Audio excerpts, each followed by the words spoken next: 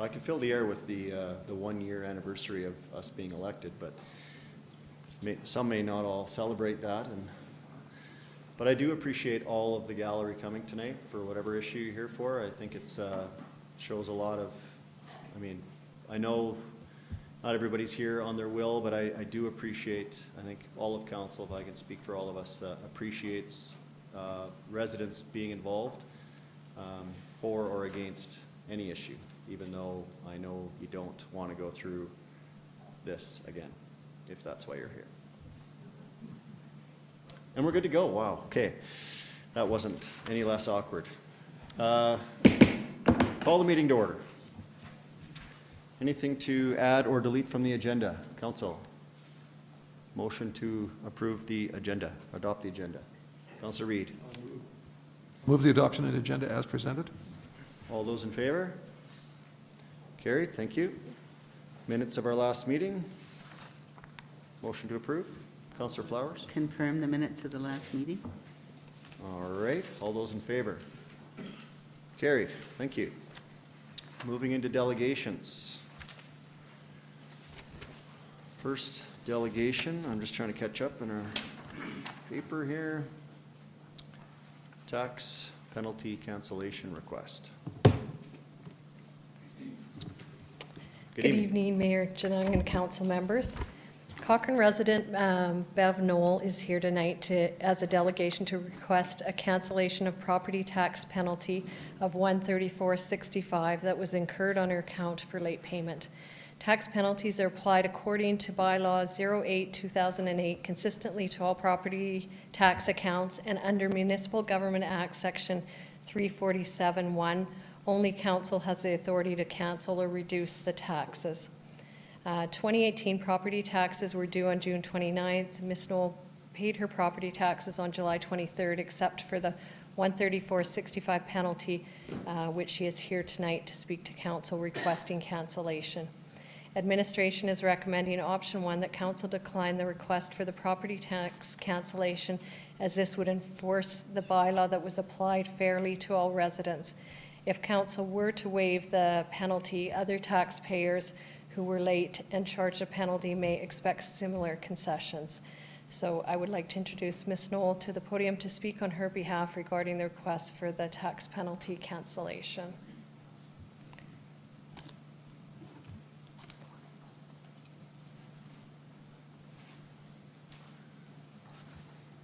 Good evening.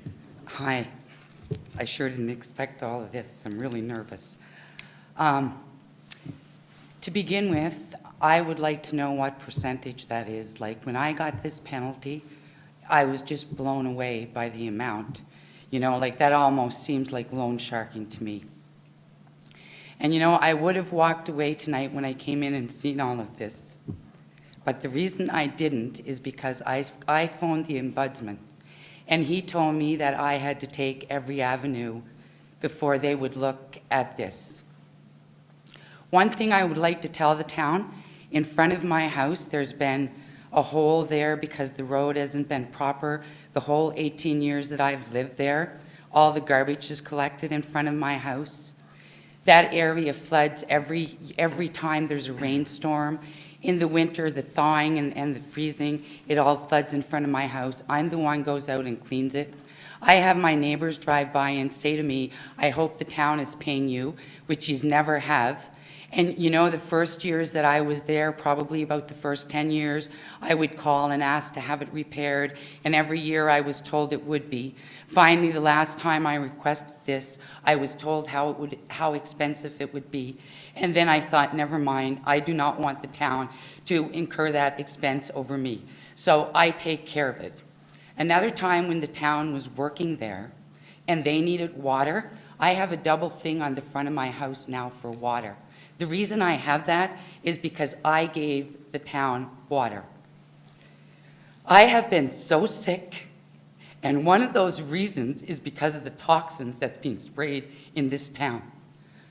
You know, when July came along, I wasn't even sure which month it was. And I have letters here from the doctor, how sick I was. You know, I'm going to end this with a quote that goes something like, A government is judged at how they treat their weakest.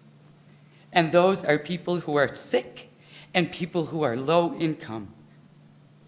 And I've always been a good neighbor to the town, and now I'm asking the town to be a good neighbor to me. You know, I almost see this as a form of bullying.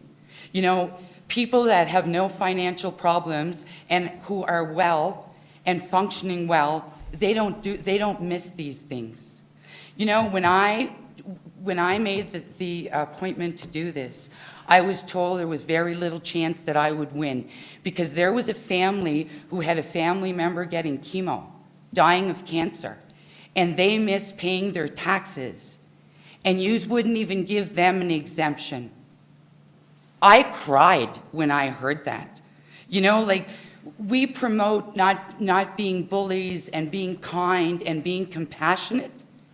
And is this really what we do to our fellow neighbors when they are having hard times or they're sick?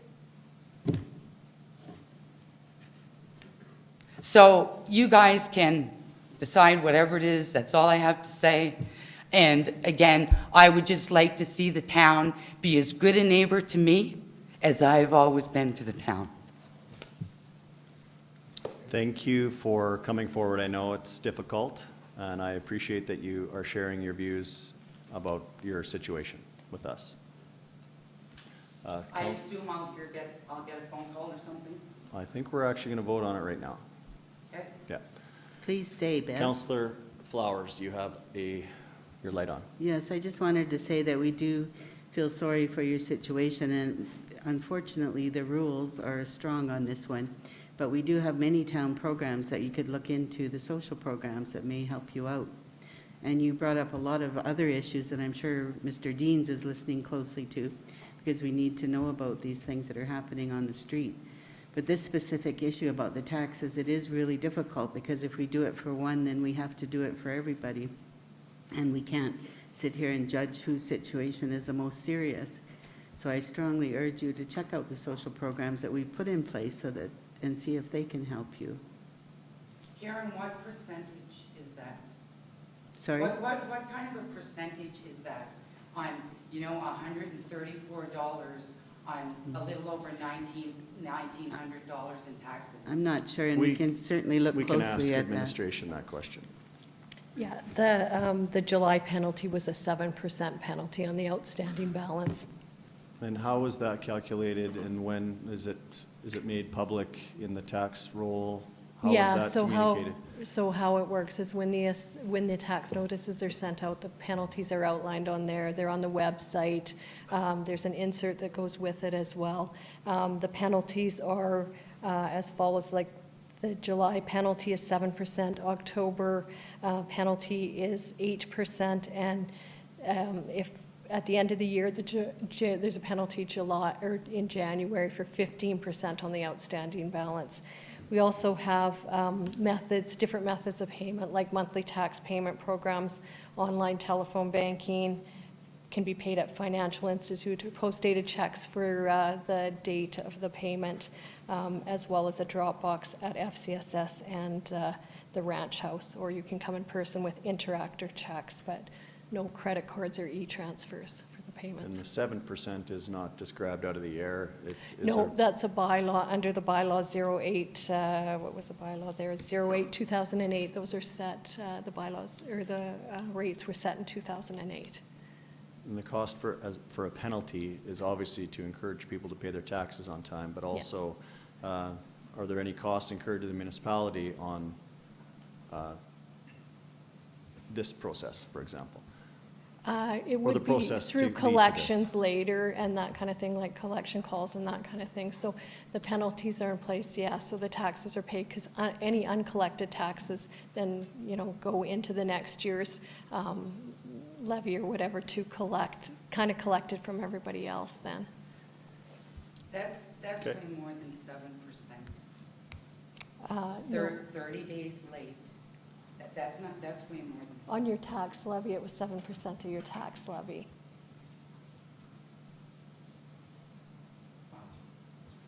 Well, I do think, you know, I did expect to incur some type of penalty. I see that as highway robbery. You know, again, it reminds me of loan sharking, and it's our voted politicians that's doing that and enforcing that. Okay, we'll debate that as council, and we'll come to a decision here shortly. Councillor Flowers, did you want to put a motion on the floor? I'll move the recommended action, option number 1.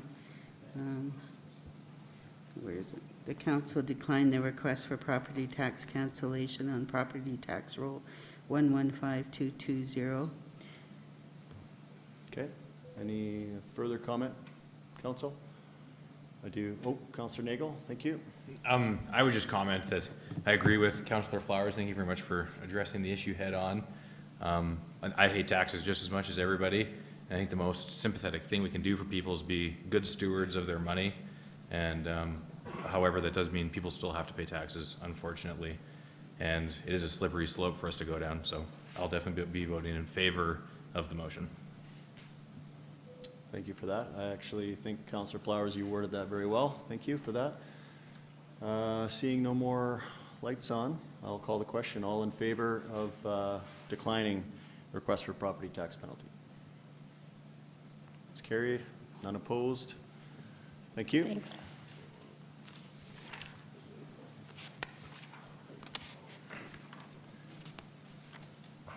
Next delegation, plastics ban on single-use items. Yeah, good evening, Council, Mayor and Council. So, when I met Jade a few months ago and she talked to me about the project, I was both impressed and delighted, actually. This evening we have a very passionate young woman who is asking us to work, to give her a better world to live in. And I believe we cannot be indifferent to her request of help, and it's our duty to work with the new generations in order to provide them a better future.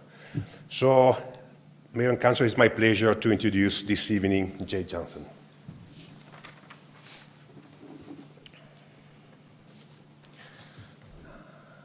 I would say to you, don't be nervous, but I met with you already and I know you're not.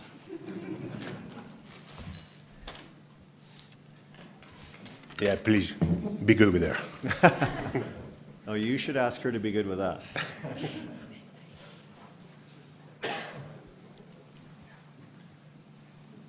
Ms. Jansen, if you'd speak into the microphone during your presentation, we would appreciate that. Welcome to Council Chambers.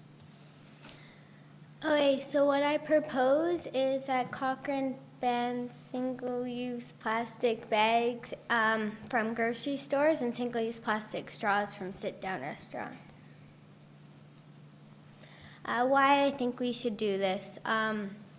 Producing and using plastic is harmful to our environment and it's releasing chemicals. Plastic bioaccumulates and plastic is most commonly litter, and I feel like Cochrane can be a leader to encourage other municipalities to do this as well. So plastic bag facts. The biggest one is it is estimated that approximately 1 trillion plastic bags are used in the world each year, which is 3 billion used in Canada alone. It also takes 500 plus years for a plastic bag to break down, and then it doesn't actually break down, it photodegrades, and then it just becomes a microplastic, which is a tinier piece of plastic that is harder to clean up. So places that have banned single-use plastic bags. Montreal, Fort McMurray did it like 10 years ago. Thompson and Victoria, and Wanuskewin was recently. Alternatives to plastic bags. So you can have like a reusable bag or like a paper bag. Also, you can use boxes and containers, or you could just use no bag at all. So facts about single-use plastic straws. Canadians throw over 57 million straws out every day, and straws are too tiny and lightweight to be recycled, so we don't have the manpower to pick out every single plastic straw, so it's just better for the recycling companies if they just throw them out. And also with plastic bags, they're also too lightweight, so they get caught in the machinery. Places that have banned single-use plastic straws, Vancouver is one of the really big ones. Also, Britain is doing it. The company of Disney is cutting plastic straws out, and Royal Caribbean Cruise Lines is also cutting straws out. So there are alternatives to plastic straws. You can use a metal straw or a plastic straw. You can also use no straws at all. Now, I went collecting straws for 1 hour near the library, and I found this many straws in 1 hour. So the straws are there, it's just we don't really notice them. So fast food restaurants that don't offer straws, Half Hitch and Fence and Post do not offer straws.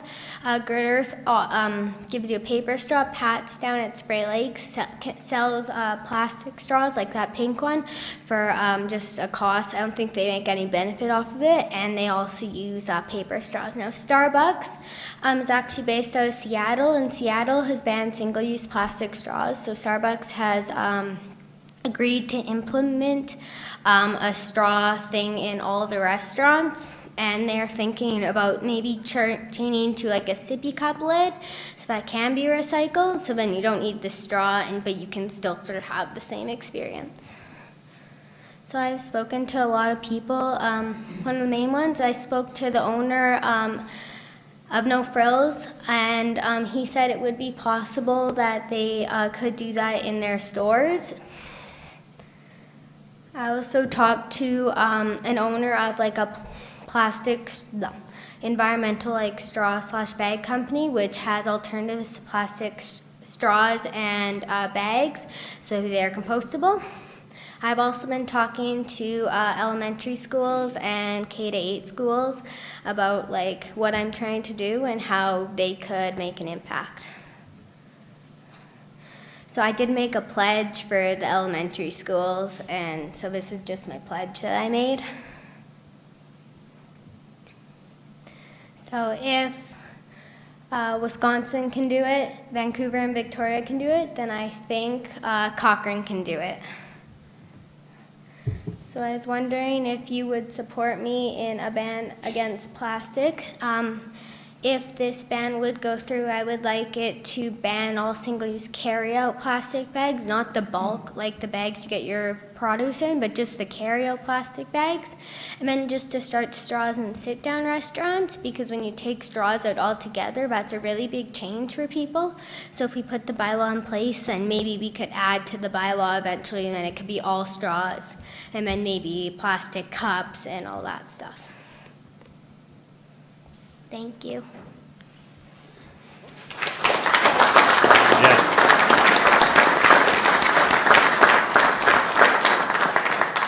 I hope you realize how important it is that the gallery and council are clapping for you, because that never happens. We never get applause.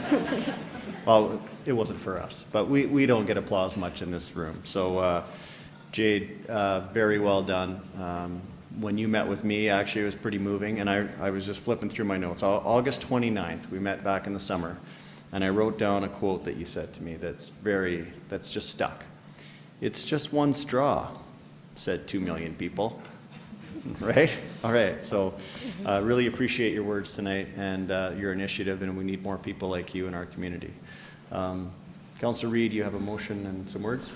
Yeah, I would like to, first of all, I appreciate your presentation, and I enjoyed the opportunity we had to chat about this. I have been following this in other communities for some time, and I think as recently as today, Calgary, the city of Calgary is talking about a very similar thing. And so I think you're in the forefront of where we need to be in terms of recycling and taking care of the environment. And so I applaud your move and would motion to council that we would take this under administration take this under serious consideration in terms of being able to implement this and move it forward. But a great initiative, and thank you. Thank you. No one else has words for Ms. Jansen? Councillor McFadden. Thank you. Yes, Ms. Jansen, it's very nice to see you again, and you've come a long way since our first conversation. I'm glad to see you, and you've engaged with a lot of people in the community and brought this forward. I also wanted to congratulate you on what I think are kind of reasonable first steps in that instead of no straws at all, the sit down what's possible, and also just the carry-out bags, which I have to admit is going to be a bit of a challenge for me to change personally. But anyhow, I really congratulate your approach and the vision and for speaking up. So thank you very much. Councillor Padeco? Thank you for the presentation. It's been a long time since Councillor McFadden and I saw you in midsummer. Have you come across any challenges with your presentation from any sort of groups that you've chatted with? I think one of the hardest challenges is just going to be the people, because we have our habits and we like things the way they are. So once we change those habits, and maybe we can make stuff happen, it's just changing those habits to maybe it's something a little different. But overall, there has been not really any challenges. Do you have a solution on how we can change people's habits? Maybe like giving away like metal straws and bags, and just spreading awareness, because lots of people know that plastic's an issue, but like they don't really think about it that much. So just spreading the awareness and informing people might be a way to do that. Maybe you can have like a reward system, or I did have an idea that at one of the grocery stores, you have a tree pretty much which has reusable bags on it, so when people forget their bags, they can go in, shop, and then next time they go to the store, they can bring it back. There's a place, I believe in Alberta, that has that sort of system. Wow, you could almost replace most of council, I think, at this point. If you get this to go through, you can count on my support to help you out to spread the awareness. Councillor Wilson? I'll be the boogeyman. Thank you very much for your presentation. I think you're doing the exact right thing here, Ms. Jade, which is public education, showing us the better way forward to stay away from using these things. However, somebody once said that the road to a bad place is paved with good intentions, and I don't think regulating this or using it as a bylaw would be a good way to do that. I think it's through public education and changing hearts and minds. So thank you for what you're doing. I think it's great. All right. Well, we are going to vote on accepting your presentation as information, and as Councillor Reid has said, administration's aware, and we will huddle up after in one of our meetings of strategic planning sessions to see if we'll bring this forward. Okay? Thanks for your presentation. All those in favor of accepting as information? Carried. Thank you.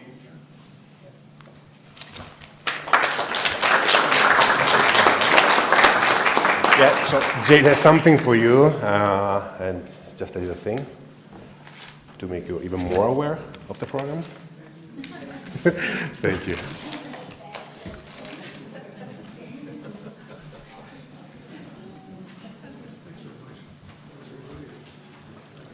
Thank you.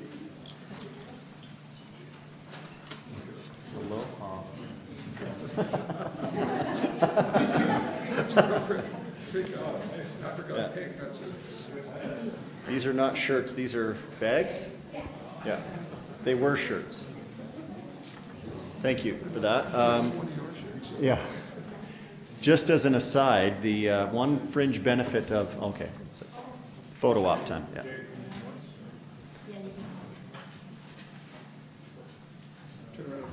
Yeah.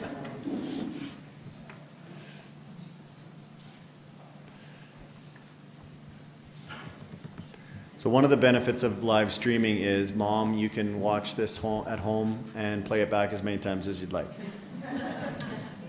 This portion, that portion. Mr. Murphy, next delegation, please. Good evening, Mayor Janung and Council. The next delegation is Kevin Roth. He'll be presenting to Council on behalf of himself and a number of his neighbors in response to the proposal to reinstate mowing in the Bow Meadows ER. So I would at this time like to call Mr. Roth to the podium. Good evening.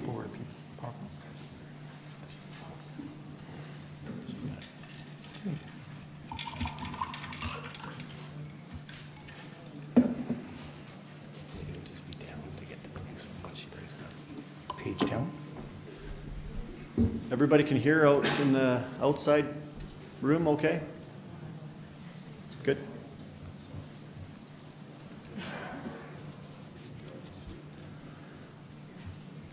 Oh, it'd be this one here.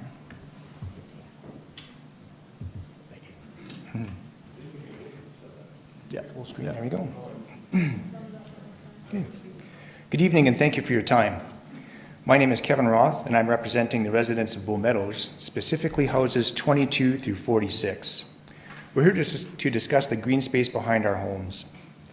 We would like the mowing to resume in this green space after 20-plus years where it occurred, and it recently stopped. We've heard opinions from others, but we live here, and we would like the mowing to resume. If we thought long grass would protect us, our homes, and our families, we would be all for it. We respect the environment, and this green space is not a riparian area. It is located upland. The area was mowed for 20-plus years, within budget, and no environmental issues, liability, or risk to the community. Now the grass is long and creates a fire hazard where chances of fire far exceed the chances of flood. Notice there are over 1,200 fires in Alberta to date in the forest protection area. We are unanimous in getting the green space mowed behind our homes. This slide shows that there are different green spaces in Bow Meadows. The green space we want mowed is number 4. Number 4 is separated from other green spaces by raised walkways, culverts, trees, ditches, and landscape. It's downstream, which does not impact other areas and green spaces in Bow Meadows. Once the water is past green space number 4, it's out of our community. The area is also isolated by an island in the river where most of the water is directed away from the area. It's proven not to impact the community because previous flood water did not flow in the green space. This is a picture of the green space during a flood. The intention of this slide is to show you that the water did not flow in the green space, ever. Notice the lawn was mowed, everything maintained, healthy and safe. There's an additional 6-foot bank before the water would come close to our homes, up from the green space. Long grass would not have made any difference in any of the floods. Fire is a much higher risk. This diagram was taken from the official environment website. The intent of this slide is to show you that the green space to be mowed is actually upland. Hopefully you recall our tour of Bow Meadows, where we walked through the green space, down the bank towards the river. Notice how the pathway and the green space are a safe distance from the riparian area. Our request does not involve the riparian area or any environmental impact. It is upland. This slide shows you the riverbank in Bow Meadows.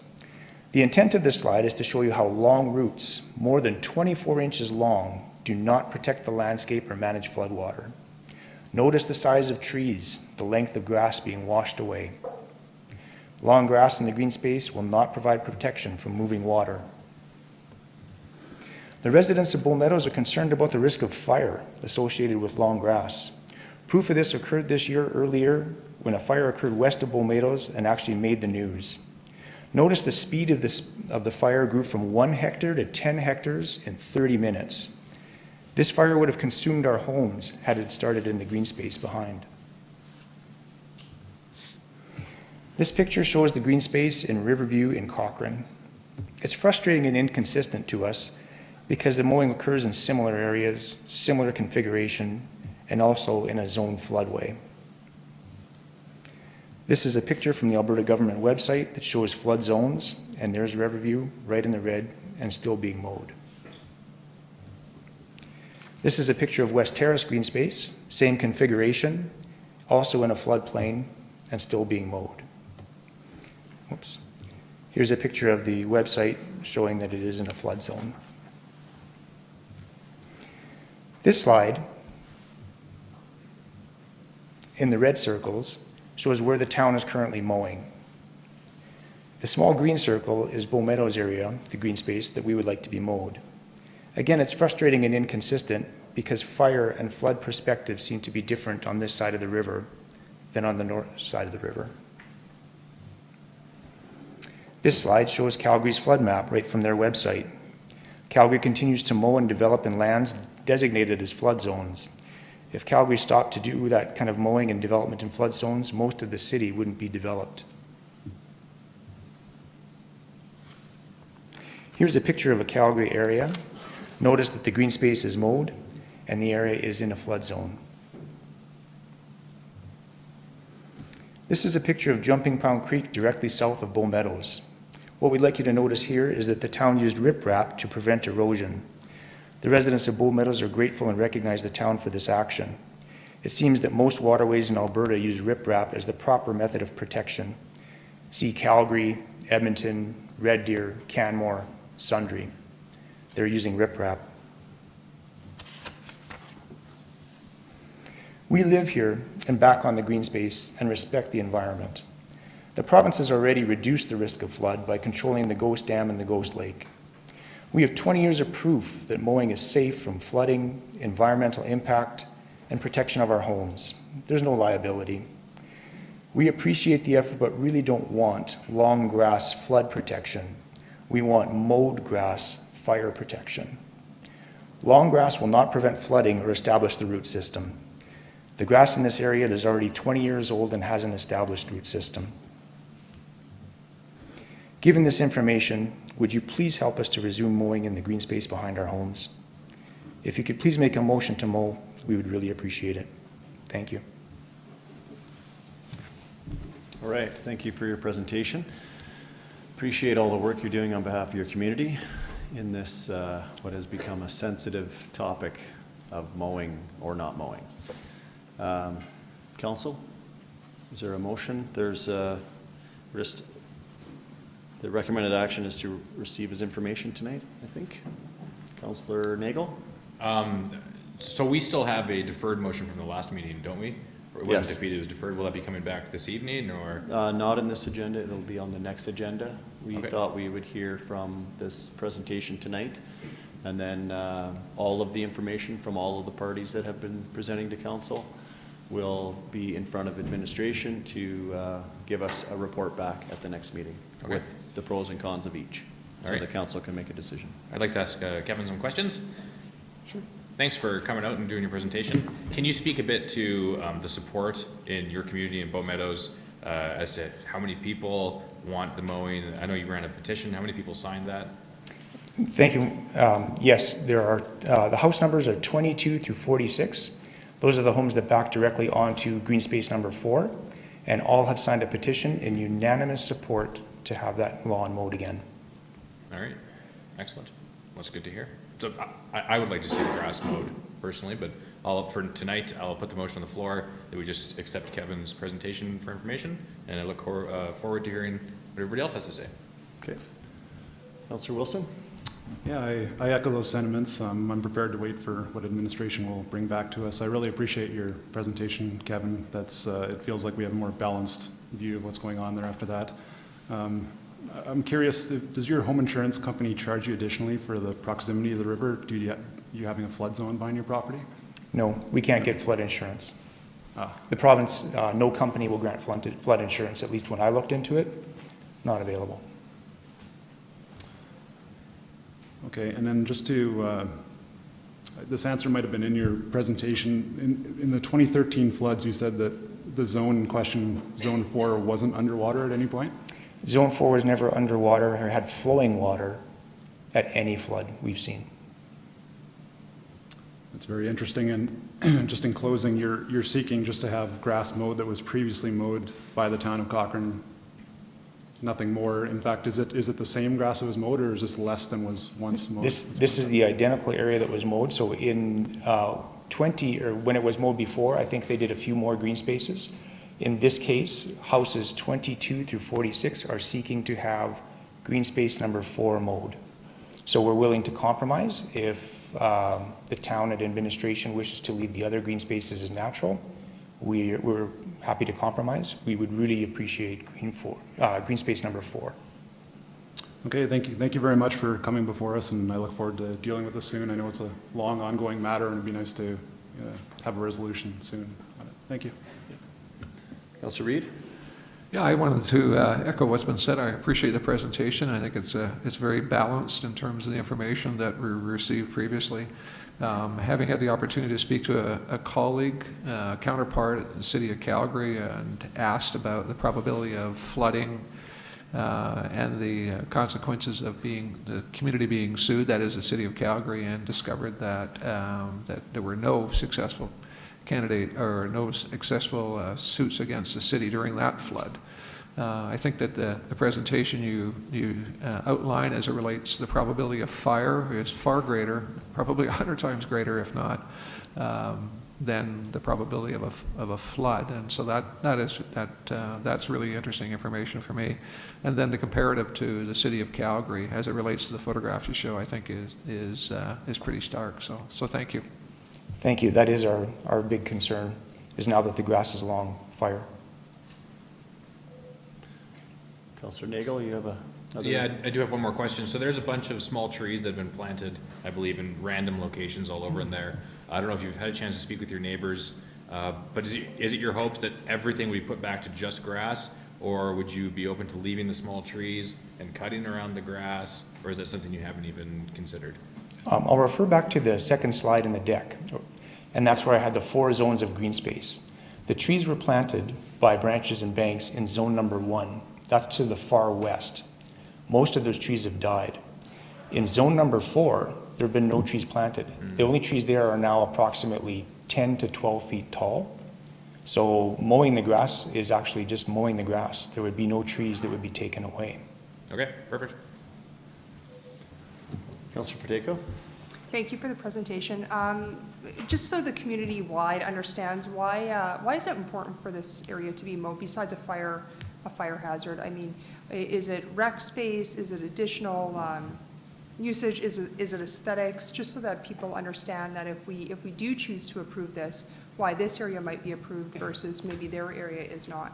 Very good. Top priority is fire. Second priority is rodents. We've noticed a lot of mice and rodent trouble now in our community because of the long grass. They're entering through our yards and around our property. I've had them in my garage, had to clean the whole thing out and take over. The aesthetics and the rest of it come further down. Parkway, we have lots of young families, young children, fly kites, walk dogs, and all that kind of stuff. And we're seeing more skunks and those types of critters as well. So fire, rodents, and park use. I don't think Cochrane could have too many parks for our youth and our families to use. And when we bought the properties, that's what we purchased, was a place that had a park behind us. So we're feeling like that's been taken away. One more question for you. If any one of the homeowners between 22 and 46 decide to move, and if all of a sudden they are not in favor necessarily of mowing that area, do you guys have a plan in place as to how to take care of that neighbor if the town were to mow it or not mow it, or is there any plan if anybody wasn't in favor of it? I'm hoping that this issue will be resolved before there is any change of hands in property. But from what we've seen and heard, we have a strong majority, and most people want that area mowed, so we don't forecast anything in that area. We're also a tight community too, so we know our neighbors very well and very supportive. Thank you. Councillor Flowers?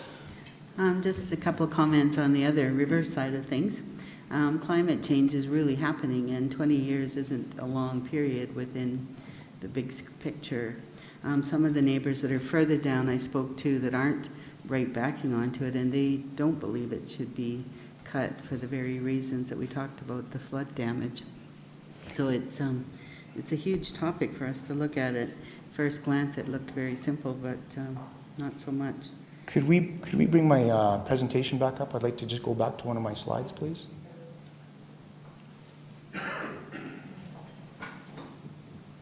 It's in the middle, right here.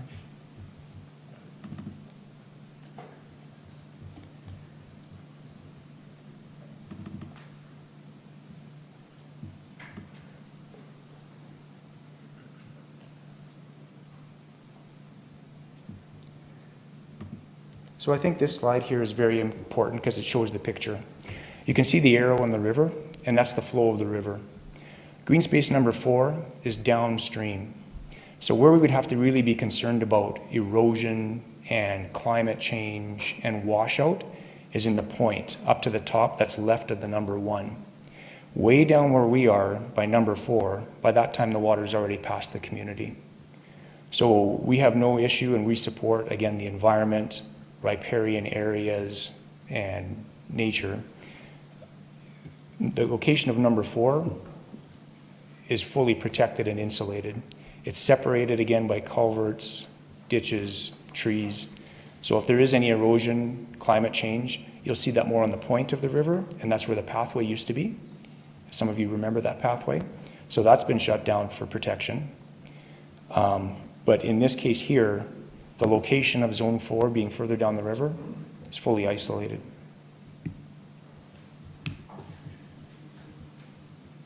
Okay. Again, thank you for your presentation. We'll vote on the question. All those in favor? It's carried. Thank you. Forward to seeing this at our next meeting. Thank you. Moving into bylaws. Oh,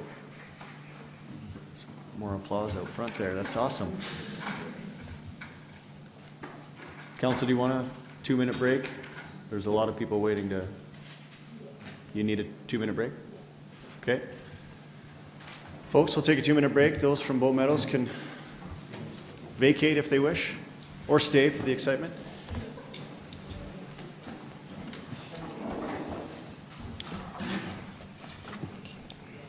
Just give us 1 second, Ms. Tomes. I think we're waiting for... Oh, okay, we're good. All right. Good evening. I believe we're talking about land use amendment in Glen Eagles.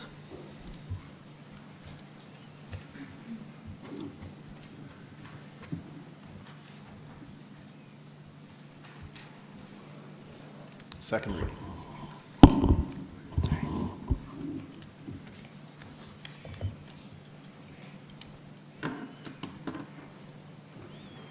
All right, good evening, Mayor Janang and Council. I'm presenting Bylaw 25/2018 for second reading this evening.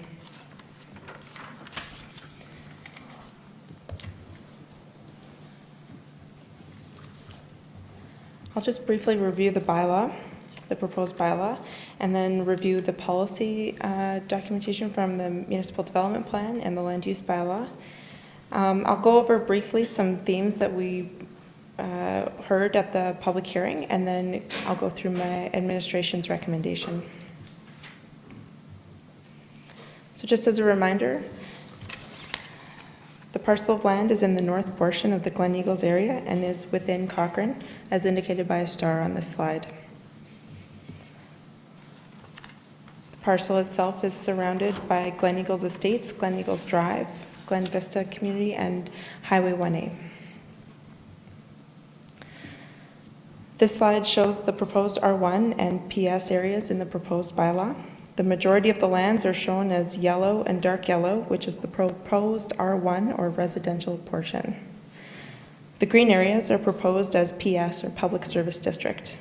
These green areas have been assigned as per the definitions in the provincial legislation and the municipal government of the Municipal Government Act. The dark green area will be preserved as is and be environmental reserve. The exact area and line have been determined through top of slope and factor of safety information provided in the geotechnical report. The light green area to the east has been identified as the 10% of required municipal reserve as per the provincial legislation. This area has been proposed as a small park or amenity area. The corresponding municipal land use district applicable for the provincial designations of MRER, Municipal Reserve and Environmental Reserve, is public service.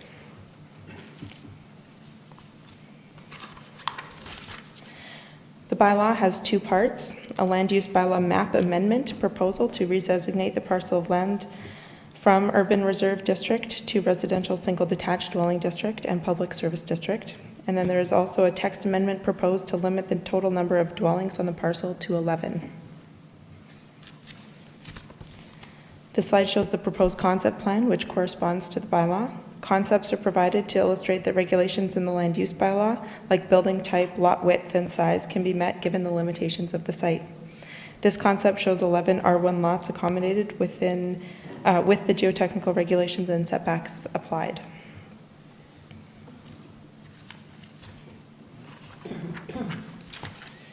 The Municipal Development Plan is the required statutory plan that all municipalities must have in place in accordance with the MGA. It is a comprehensive, long-range policy document that guides the town.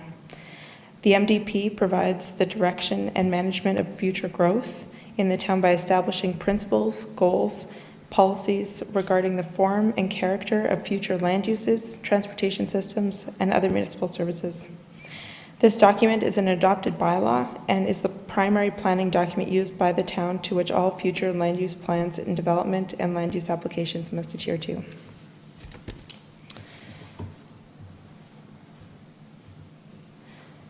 Within the MDP, the land use concept map is included. A land use concept map, is included, which sets the future land use pattern for the town. The subject lands are shown as residential in the land use concept map, which means that the MDP has already determined that any future land use occurring on the site will be residential. Policy 8.3.3 states that future growth and development will correspond to map 3. Now we are left to determine what type and scale of residential is appropriate for these lands. This application is proposing mostly R1 and accommodating necessary reserve lands, and thus conforms with this direction so far.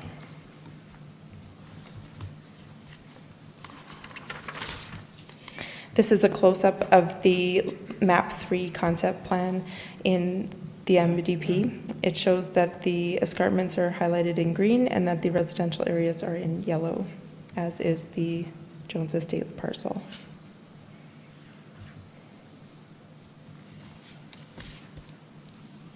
As these lands are identified on the land use concept as residential, there are several supporting policies to help determine the appropriate type and scale of residential land use to consider.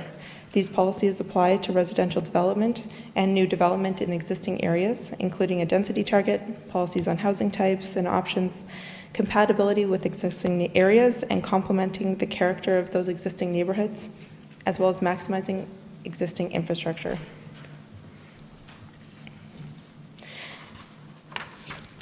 In the MDP, there is a minimum residential density for new residential development of 8 UPA or 19.8 units per hectare.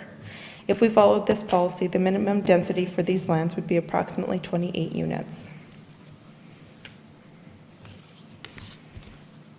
The application before you is for 11 dwellings and comes in at a residential density of 7.2 units per hectare or 2.9 units per acre. This is below the minimum and below other existing densities in Glen Eagles. Administration is in support of this decreased density due to the existing access, the ability to meet geotechnical requirements of the land use bylaw, and the lower density and product would be consistent and compatible with the scale and character of the adjacent residential area.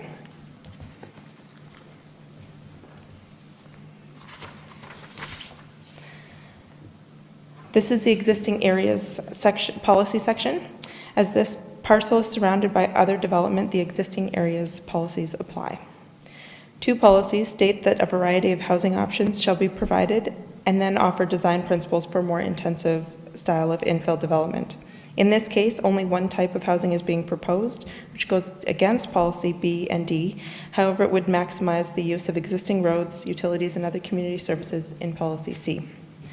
The proposal meets policy E, that the concept, layout, building type, and offerings and the scale complement the character of the existing neighborhood.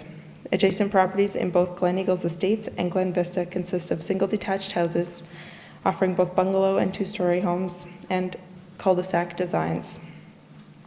The precise lot layout will be determined at subdivision stage. However, the concept has been provided for your consideration. Specific guidance is given for land use amendments in existing areas with policy F. I'll speak to traffic volumes on the next slide, but otherwise the proposal states that the final product would be of similar height and scale to complement the existing development around the site, and the land use bylaw and R1 districts have regulations which control height, lot coverage for housing, and landscaping to ensure this. To meet policy F, a CHIP generation review was submitted and states that the existing roadway could accommodate the additional 20 to 24 dwellings, as was first submitted. As the proposal is now for 11 dwellings, the trips generated is less than what was analyzed and thus would have even less impact than the 24 units in the review. An internal review was part of the application process, and administration is satisfied that the policy 8.4.12F has been met.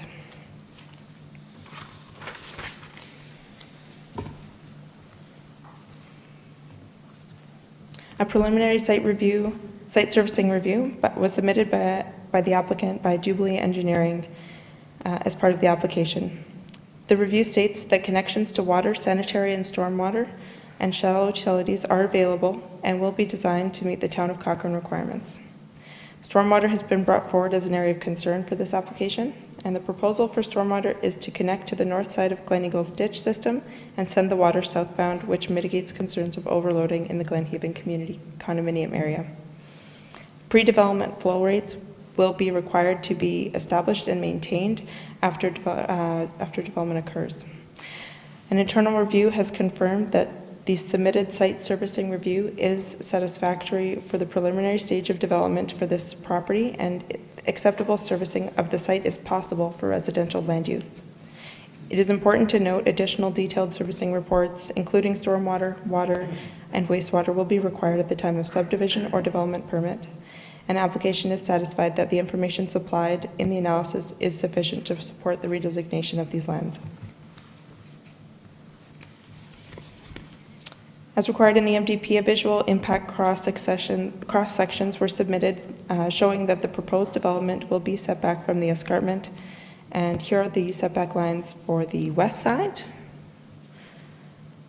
showing the development setback from the escarpment. And here are the cross-section for the east side.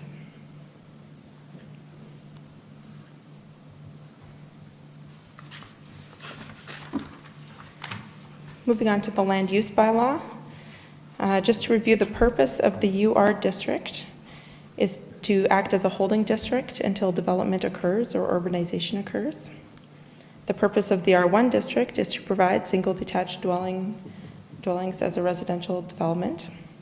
The purpose of PS district is as to publicly own cultural or institutional recreational uses operated by government or on behalf of government.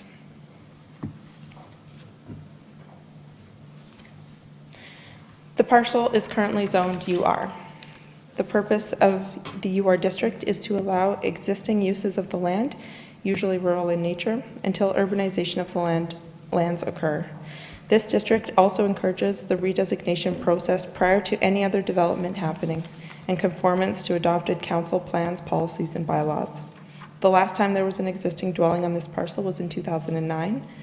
Typically, land that is designated UR is privately owned. The land use bylaw requires the preparation and submission of a geotechnical assessment for redesignation applications with an escarpment zone. The geotechnical assessment establishes the top of slope line and the factor of safety line. Here's the GIS information showing the areas of 15% slope in and around the parcel. This is rough information based on LiDAR. And this would be enough for administration to note the requirement of a geotechnical assessment due to the proximity of these slopes to this parcel and within the parcel. The applicants have submitted a geotechnical investigation created by McIntosh Lalani Engineering. The findings are that the results of the investigation and stability analysis that the lands are suitable for proposed residential development, and development is not expected to have an impact on existing retaining walls. As well, for this evening, a representative from our third-party reviewer, E2K Engineering, is here this evening if you have any questions for them.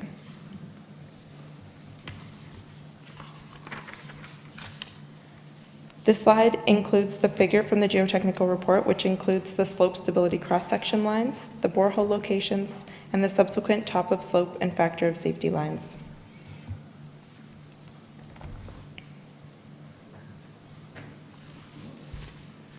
The applicant has followed the regulations to create an escarpment zone as instructed in accordance with the land use bylaw. Using the top of slope line and the factor of safety line and applying a 15-meter setback and the 7.5-meter rear yard setback in the R1 district, the gray area represents potential building footprint area. The applicant requires no variances in order to meet the slope regulations in the town's land use bylaw for development of R1 style product.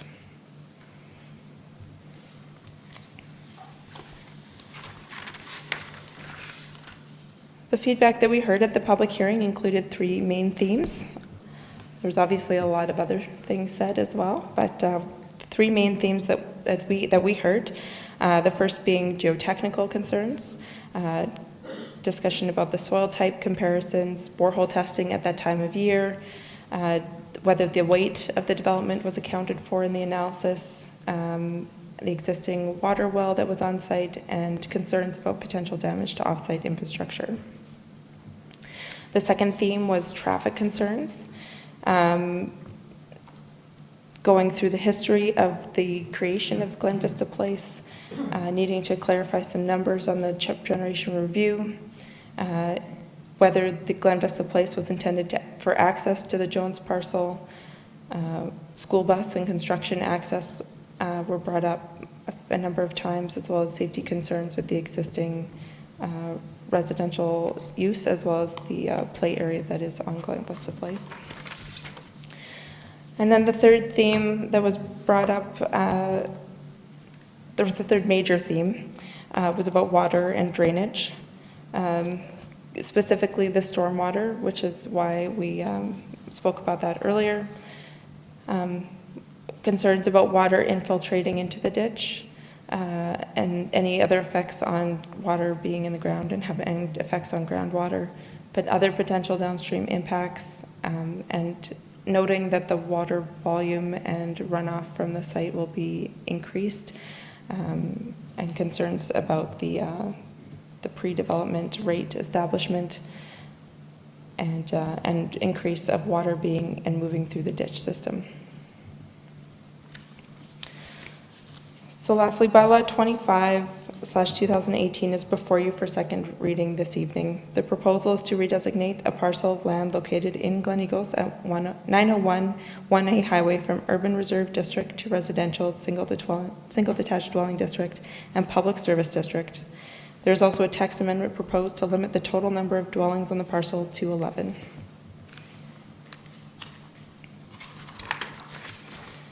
Administration is supportive of the proposed land use amendment from UR to R1 and PS to accommodate low-density, single-detached residential development and reserve dedications, as it generally conforms to the residential policies of the Municipal Development Plan. The proposed R1 district is consistent with the residential land use identified for this parcel by the MDP. As an underutilized site in an existing residential area, it will maximize the use of existing infrastructure, including access points and community services. The R1 district accommodates residential uses and built form consistent and complementary with those of the surrounding Glen Eagles community. The amendment also proposes to limit the residential density on the parcel to a maximum of 11 dwelling units. Although this limit does not meet the minimum residential density specified in the MDP, administration supports the proposed 11 dwelling unit density limit, as it will ensure future residential development on the site is compatible and consistent with the scale and character of existing adjacent residential areas. Further, technical studies and assessments were submitted in support of the application and to demonstrate suitability of the site for the intended R1 uses. The submissions were reviewed, and administration is satisfied that the information provided meets Town of Cochrane standards and is sufficient to support the proposed redesignation. So at this time, administration is recommending the council read bylaw 25/2018 for the second time. Thank you, and that concludes my presentation. I'm available for any questions you may have. Great, thank you. Very good presentation. Thought you outlined everything that we've heard and everything that we've been dealing with over the last few weeks on this. Councillor Reid, you have a motion you wish to put on the floor? I do. I'm going to put option 3, the council defeat the bylaw 25/2018, the second and third reading. And my rationale for doing so is I still don't think we have sufficient answers as it relates to the stormwater drainage, and I think traffic remains an issue, particularly for those on the adjacent road. What would be the collector or the access road to this property? I think the whole drainage traffic thing raises questions about safety, and I think that's one of the things that we can point out in terms of planning considerations in addition to the water, storm sewage. And frankly, I don't know that it is compatible to the adjacent lands if you look to the northeast. These homes are at least 1/3 bigger than those homes on that street. For me, this is just another Bow Ridge waiting to happen, and so I can't support a second or third reading. Anyone else?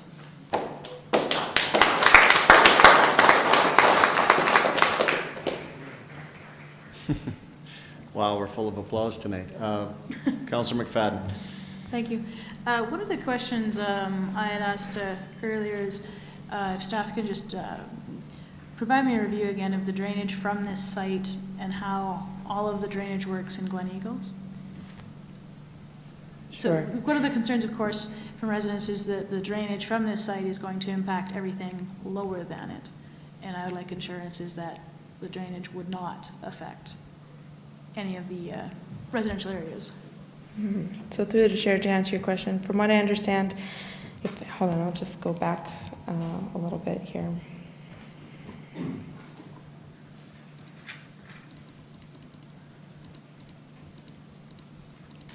Just so I can get more context.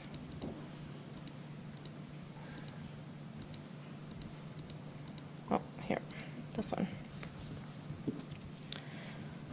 So, help me if I'm wrong, but from what I understand, the current drainage of the site is completely surface drainage. So it drains in all directions as well as infiltrates the site. And it does not have any pipes or anything that connect it to any existing pipe system within Glen Eagles. There is an extensive pipe system of stormwater throughout Glen Eagles in each development area. For example, the storm pond from Glen Vista, there's a pipe that goes through the road, and then there's one that goes up and one that goes down. And then that drainage goes through Glen Haven, through, and then into this coulee system down on this side of Glen Eagles. So for the areas that have been identified as environmental reserve or escarpment zone, where there will not be any rear, even the rear yards, at the last open house that the applicants held in September, they indicated that the design best suited for these lands would be from rear to front. So all of the stormwater from the development portion of the parcel would be collected. So that would be about from here in, and then so there would be a pipe from the new access road towards the center of the site, and then there would be a pipe that would go down, and there is a high point somewhere along this portion of the road. It would have to be piped past that and into the ditch system that would go in the ditch here, would go under this road, and there's a culvert right about here that it would go through, and it would be discharged into the golf course, and then the natural drainage for this area of the golf course is to go up into this area and then around the bend and into that same coulee system in that direction. So a pre-development release rate would be established, and that means that there might have to be some on-site storage as well as storage in the pipe system to ensure that the same amount of water is going through the ditch as would be going through it now, with whatever is flowing from an overland perspective. There would be some, like I said, from the ER that surrounds the site, mostly on these two portions of the site, that would remain as overland drainage, some of which, if it can't be infiltrated, there's an existing storm system pipe in the Glen Eagles Estates. I mean, it's picking it up now, and it would continue to pick it up because that land would not be touched or developed or changed in any way. Okay. And then, of course, one of the reasons this is such a challenge is that the access to this site off of 1A was eliminated. And so we're left with the potential access off of Glen Vista Place. Mm-hmm. And so one of the concerns I have is that community was not built to provide the connection to another development. And I was just trying to review on Glen Vista Place right now, there's no sidewalks at all, right? That's correct. And it's narrow and it can't, is there any room in that right of way to be widened for sidewalks to be added? Through the chair, to answer your question, I believe that there might be in certain parts, but in other parts, a lot of the right-of-way leads directly into private properties, so it's quite constrained, and we would have to work with the existing residents to put in a sidewalk, and that might prove to be a challenge. If we tried to put it on the north side just to get to the park area, there is some minor retaining there, and it becomes quite steep, probably not wide enough to put in a sidewalk. Because that was one of the things that I heard concern from with the community was the existing safety of residents who are trying to, walk, hike, somehow enjoy their home with anything without a vehicle, or having to walk on the road, and it's narrow as it is. And so that's a concern for me to increase that. Yeah, it wouldn't be an impossibility, but it would be a challenge that could be limiting. Okay. Those are my questions for now. Thank you very much. Councillor Wilson? Thank you. I agree with a lot of the points that were brought up by Councillor Reid. However, I might have a slightly different proposal or motion. I suppose we'd have to deal with the one on the floor first, but I'm against the recommended action due to the specific planning considerations of traffic, parking, and compatibility with current uses of adjacent lands and landowners. I would support a transfer of land use from UR to R1 if it were possible to add a regulation to cap the amount of homes at one house. I expect this one home would still need road access through Glen Vista Place, as outlined with the current proposal, due of course to the constrictions that are imposed upon us by not allowing highway access to the lot. And so I guess I would be recommending option 2 here, if that is a possibility, to change this as proposed to R1 with a cap of one home on the property. Look forward to other thoughts around the table. Of course, we would have to vote on the motion, as you said. Of course. Look, yeah, as you pointed out, just so we are all aware of procedurally, but you're asking for a change from what Councillor Reid's looking for? Yeah. Councillor Federico? Thank you for the presentation. I also have concerns with the proposal as it sits.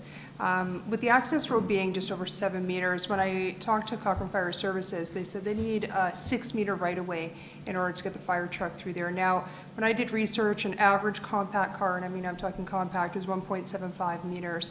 Now, if we take the 6-meter right-of-way plus a 1.75, there is no way that that's even going to be able to get through. So with that being said, I think on my end, there's too many safety concerns that I'm too concerned about, and I believe Cochrane already has a parking problem in some areas, and I don't want to be the person to vote it in to add to that problem. Okay. So you're agreeing with Councillor Reid on this? I think, I could go either way with Councillor Wilson's proposal of one house. I just can't, I can't see 11 houses. When I equate that to people living there, that could be 50 to 60 people that live in that area, if not more than that. So at this point, I just can't agree with that number. Okay, thank you for that. Councillor Nagel? After hearing all the arguments on both sides, there's no way I'm supporting development up in this area. There's way too many risks facing the families, and I know there are risks of not approving development, but at a certain point, I think our government needs to be willing to take risks that are risks for the people and not risks against the people.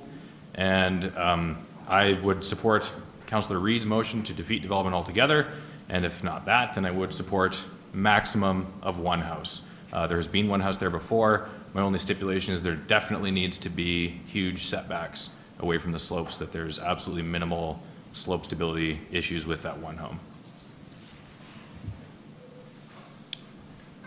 Does anybody have anything new to add before I weigh in? No? I was just looking for a clarification on what are the, it's been indicated, what are the potential risks of actually moving ahead with option 3 as opposed to option 2, some sort of development? That was Okay. clarification. I think maybe part of my debate might cover some of that. I actually agree with you, Councillor Wilson. As far as we've heard, well, maybe let me back up. And this is not news to anyone. This is the first time this council's heard this. This council has heard from this application. council has been placed in a fairly precarious position, which we were all elected to do, and not happy to be in the position, but it is a responsibility, so we are deciding that tonight. But I wish to be pretty clear on, you're hearing from council about what we approve and what we don't approve of doing. The process as it is laid out before us has it so that an application could be coming back on this time after time after time, which we've seen now 3 times. Not us specifically, but a council of the town of Cochrane has now faced this for a 3rd time. And for me, the R1 unit will bring an end to that, is what my hope is. That, and I've heard the geotech argument, the traffic, the risk, all of the things that we've heard from the public hearing. Leave the parcel alone. For me, I think that I would like to, the other thing I've heard, and maybe not quite so loudly at the public hearing, but going door to door in the election, was we're tired of this. We don't want to hear from this anymore. We don't want to deal with this anymore. So for me, the R11 is the way to deal with this, so that, and for the same reasons, the entire community of Glen Eagles was built around this parcel. The intention of the entire neighborhood was not developed around this parcel. Access through Glen Vista, to me, is a safety concern. It was not designed to have higher traffic volumes on it. I'm concerned of the safety risk there. And as you pointed out, and I think you highlighted, Councillor Wilson, we're kind of put in this precarious position because Highways has taken away an access. So yes, there's been, and I think the town came along for the ride because we kind of had to with the public road through Glen Vistas, which is difficult. Private property, public road, it's a different, I think it's the only area in town that is of this nature. One of the only. I won't ask you to answer that. It's but for me, it's kind of set us up for this situation. So I would rather that we, and this may be in contrary to what some residents and neighbors would like to see any development in that area, but having one home, which has always been there, yes, it's only since been habited since 2009, but it is what was. So for me, one home and the traffic from one home is far less greater than what's proposed. Safety for one home with far less traffic is less of a concern to me. Again, with the stormwater runoff from one home and the hard surfacing from one home is far less than 11. My concern, I think, of the stormwater, as you raised, Councillor McFadden, could be mitigated at subdivision through piping. My concern would be the excavation off-site to put that pipe underground. We did not talk about that at all, but that is a concern of mine as a former excavator of lands in that area. I know there's a lot of clay and we've had a lot of problems. The number of issues and lawsuits that have been before the town on slopes and instability, to me, is a far greater risk, but that I would like to see mitigated through R11. So I would support your change, and so I would be looking for either to defeat your motion and move, and you could move that one, or I would like to hear from what the rest of council has to say in that regard. Councillor Reid. Wow, that was great. Super summary. The intent of my motion was simply to address the 11 houses. I think if the, and Councillor Wilson's motion, I think, is brilliant, as most of his motions are. in that essentially if this will put an end to this issue once and for all, that this won't have to come back again and again and again, then I'm happy to support that motion, to see that the motion I put forward is defeated and support this one. So, but I'd like it to be very clear about what that motion is, right? In terms of being able to go forward, that it's, as the mayor has suggested, it'll be an R1, one house only. So I'm happy to be able to support that. Seeing no more lights, I'm going to ask for a little bit of procedural guidance. Councillor Reid can rescind his motion, or do we need to vote to defeat that motion? Councillor Reid can withdraw his motion. Okay. Happy to withdraw that motion in support of Councillor Wilson's motion. Councillor Wilson, over to you. Okay, so I think how we word this is I so move that we change the current zoning from UR to R1 and set a regulation cap of one home to be allowed on this parcel by law. I'll maybe look to administration for help with the wording. Do you have the intent? Respectfully to the mayor, yes, we do have the intent of the proposed amendment. It would be administration's recommendation that council direct administration to prepare the amendment and bring that back at a future meeting for council to consider second and third. I would support that. I think we need to get this right. That's agreeable, yeah. Yeah? Yep, you bet. Okay, I was going to ask for it to be written and put on the screen. That's an even better, other than having to come back in 2 weeks with the same issue, but that is the direction that is on the floor. So we can now debate the merits of R11 and directing administration to go away and come back with a recommended motion wording. Councillor Nagel? I would just add, like, this is obviously an irregular decision. I think it's a good decision, but an irregular one. And I think if there's ever any need for justification, I don't have time to get into it all, but all was very well laid out in the public hearing, where there's video recording of like 3 hours of good justifications for this reason, or for this decision. That's all I'd like to say.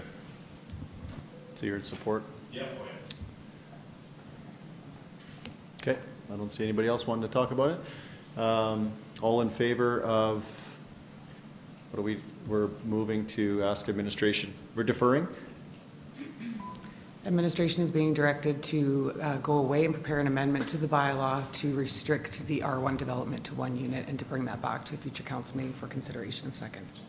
Okay, you're happy with that? Yes. Okay, all those in favor of that motion? It is carried unanimously. Thank you.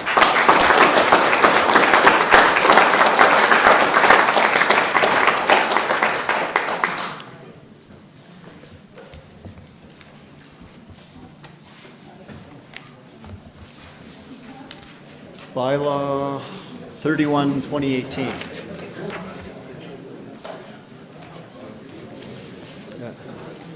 We can take a 2-minute recess if everybody from Glen Eagles wants to go, or you can stick around for the bylaw on waste.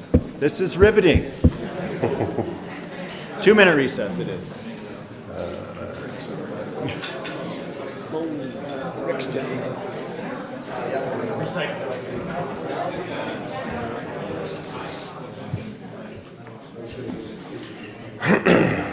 Yeah. No. It's time to go.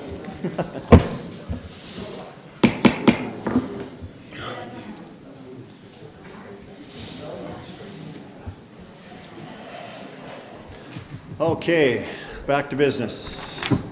Yep. Mr. Bertolo, is that how you say it? That's perfect. Perfect.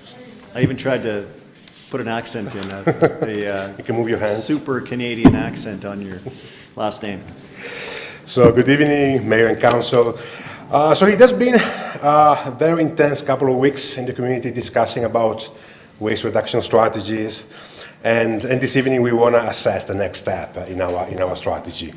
So everything started in 2012 when Council adopted the Zero Waste Framework document. It does set an overall waste for Cochrane of zero waste sent to landfill with an interim goal of 80% diverted from landfill by 2020.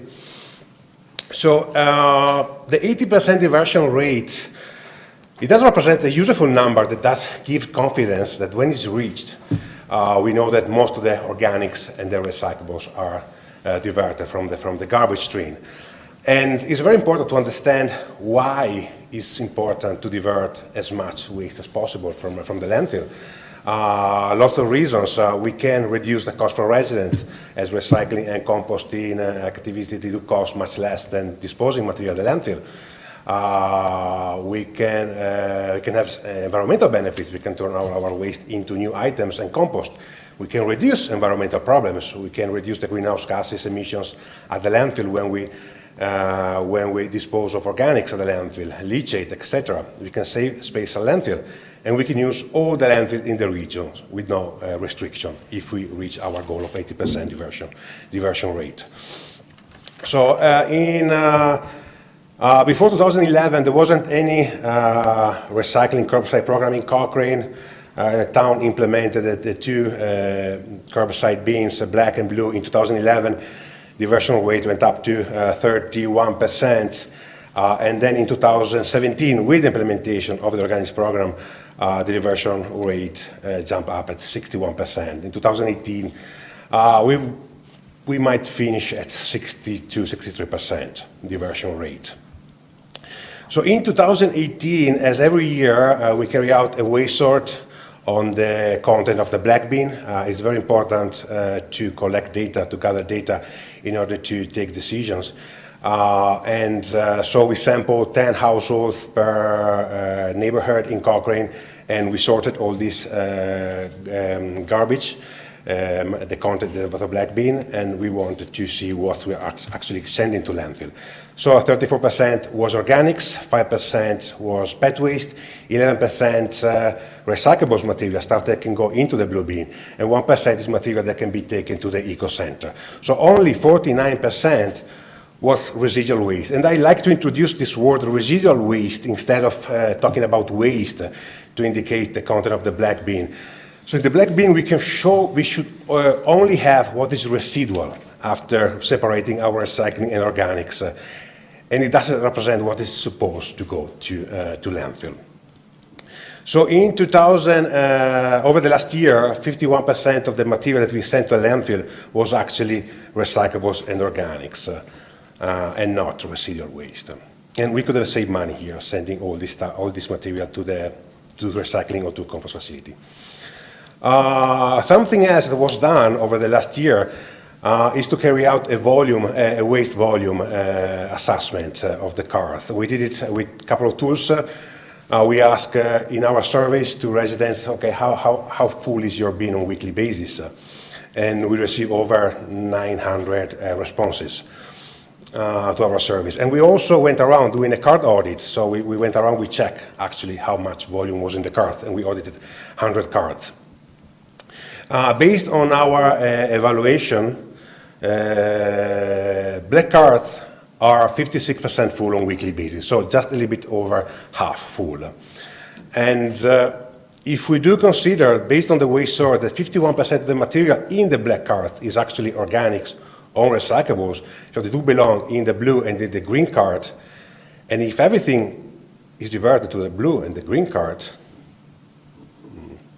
yeah, our cart will be only 27% full, with only residual waste, what is actually supposed to go to landfill. Another data we were able to gather through through a survey and cart audit is that over 50% of the black cars in Cochrane are half or less than half full on a weekly basis.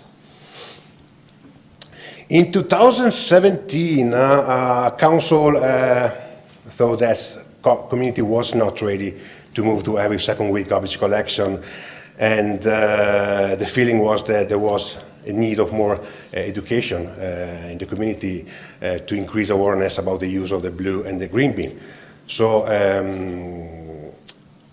administration went ahead with a huge communication educational program that did include collection calendar, work with schools, focus groups, Let's Talk Cochrane events, 9 green corner videos, 21 zero waste videos, educational tags, cart audit, over 9,000 cars audited, and 2 surveys with 900 surveys completed by residents. So in all these programs was ran between December 2017 and September 2018. And so we registered some behavioral changes, but we also understood and realized that a different incentive is needed in order to reach some residents that are reluctant in adopting behaviors that would allow them to use properly the blue and the green bin. So communication and education alone is a great tool, but it's not enough to reach a part of the community.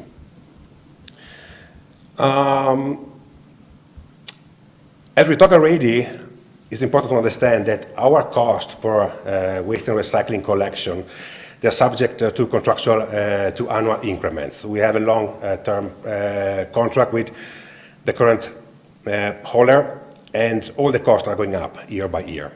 In 2019, if we maintain the same system that we currently have, we would have increase in waste collection costs, or recycling costs, organic collection costs, for a total cost increase in 2019 at 2.3% for all families. So all families would pay 2.3% more in 2019.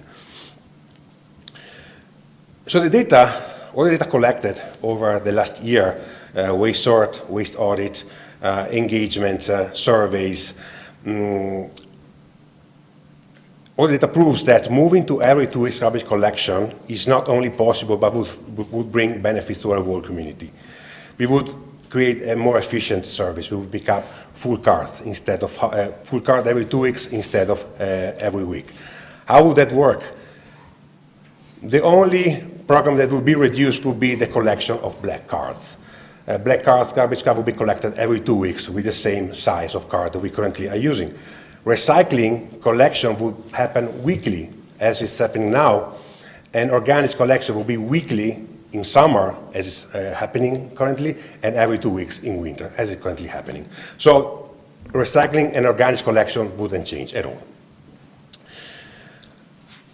Based on the feedback that we received from our residents, we know that there are 2 groups in town that would have a hard time meeting the new requirements. And for these 2 groups, the town is recommending to give an exceptions. So 2 groups are families with children in diapers and family and resident with medical health related situations. How would these programs work? So families with 2 or more children in diapers under the age of 4, they would apply, and the town would approve the application, and they would receive excess waste bags or an extra black card for a period of 6 months. Then, if the need is still there, they can reapply and they can have again the exemption. And the same thing with medical reasons. So residents with a medical or health-related situation that does involve a higher generation of waste than usual, they can apply to the town of Cochrane, and when the application is approved, they will get, again, excess waste bags or a black card, an extra black card for a period of 6 months.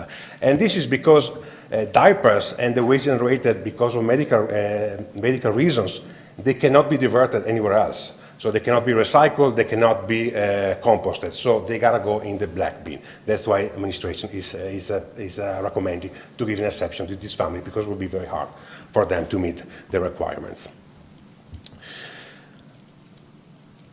What are the economic benefits of moving to every 2 weeks waste collection? And I want to make it clear that all the monetary savings that from the reduced collection frequency will be returned to the community through cost containment and extra services.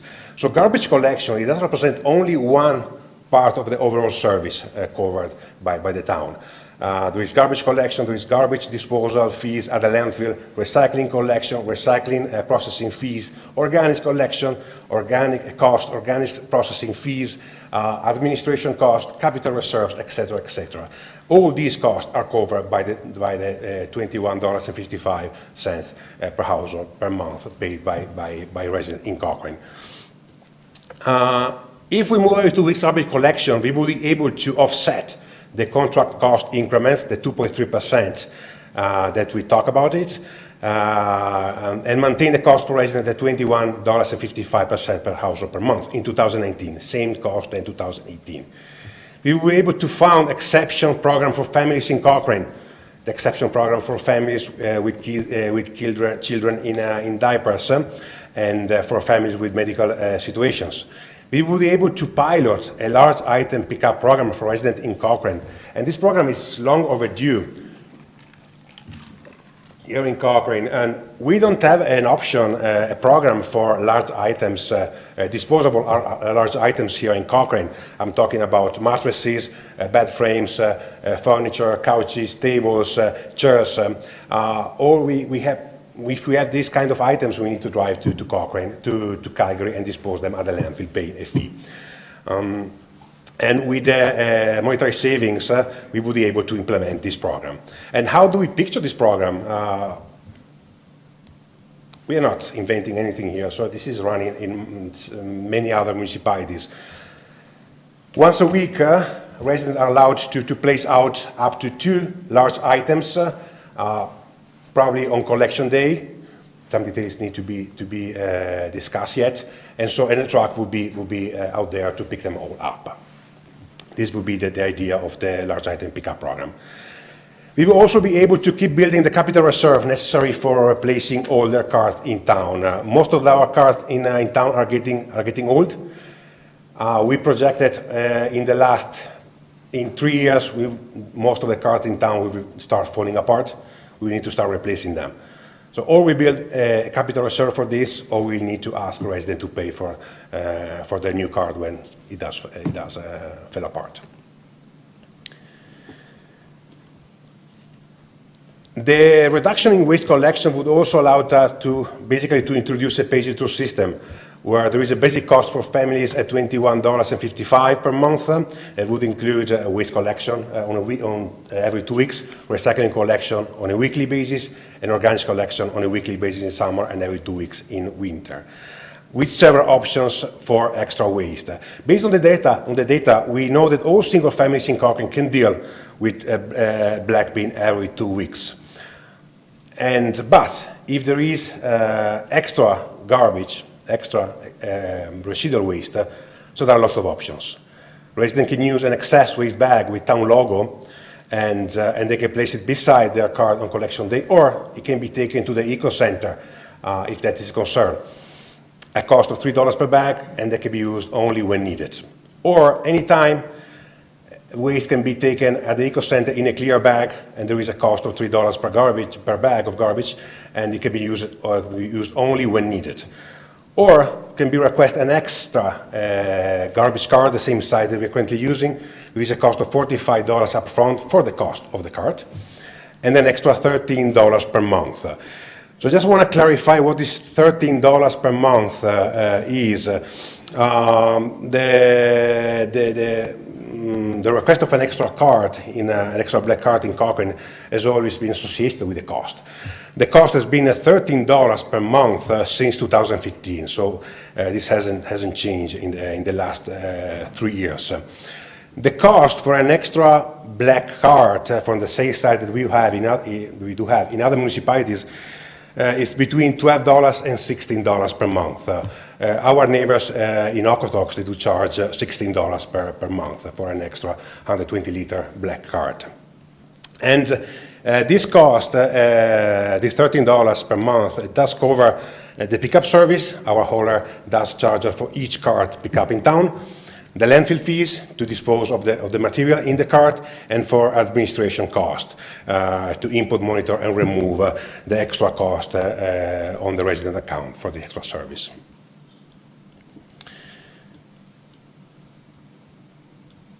The pay-as-you-throw system does not penalize residents who are using or want to use the programs in place properly, like the blue bin, the green bin, or the eco center, and does encourage behavioral changes that allowed families to divert their recycling organics to the proper bin.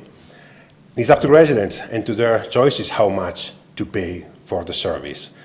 We want to remember that 51% of the waste in the black bin is actually recycling or organics and can be diverted to the blue and the green bin. And if we do that, our cost will be only 27% full. A few concerns we know that being raised about the program of moving to every 2 weeks garbage collection, concern about others. Again, the material that does generate others is the organics material. Organics does belong to the green card, and the green card is collected weekly in summer.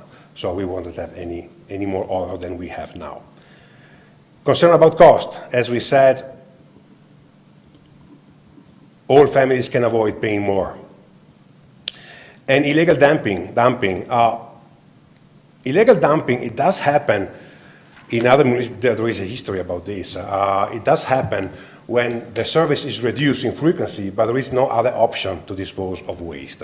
In this case, we have plenty of options. Excess waste bags at the eco center, or an extra cart. So if the communication is done properly, explaining what the options are, we're not expecting any illegal dumping issue. Over the last couple of weeks, it appeared clear that there are residents in town that are very frustrated about the reduction of waste collection frequency. We have also seen families, and large families, with a very positive attitude, saying, yeah, no, we are doing it, so it is totally possible. And it's nothing new, actually, because we gather all this data through our survey. So we knew there were people that were not very happy about the change, and people that were saying, yeah, it is fine. And we now need to work with a resident in town who think that they cannot do it and make them successful. That's what administration is recommending tonight, to form a working focus group to illustrate opportunities and challenges of the proposed waste reduction solution. And in this case, administration really needs council help. Because for administration, sometimes it's very difficult to reach the residents who are struggling with the idea of moving to bi-weekly garbage collection. But it's important to have these residents on board and engaging them, understanding what the barriers are in order to remove these barriers. So if you hear from them, if you talk to them, I'm sure you got lots of emails and calls over the last 2 weeks. So please ask them, convince them to work with us in order to understand what the barriers are and to have them to remove these barriers.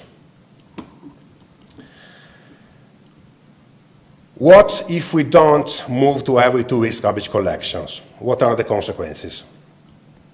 We want to reach the goal of 80% of waste diverted from landfill, and we want to achieve the goal of our zero waste framework document. All residents will pay more for the same service, and we know that more of 50% of the residents already are using their card. They will be good with that. Their card is half or less than half full on a weekly basis. We want to reduce the number of trucks on our roads. We will keep producing environmental impacts at the landfills. We will risk of being rejected or paying more at landfills, as landfills in Canada are banning recycling and organics. We would have fewer options of waste disposal in the future, and this potentially could mean higher cost for our future collection contracts. And we won't be able to implement a large item pickups program, as I explained it.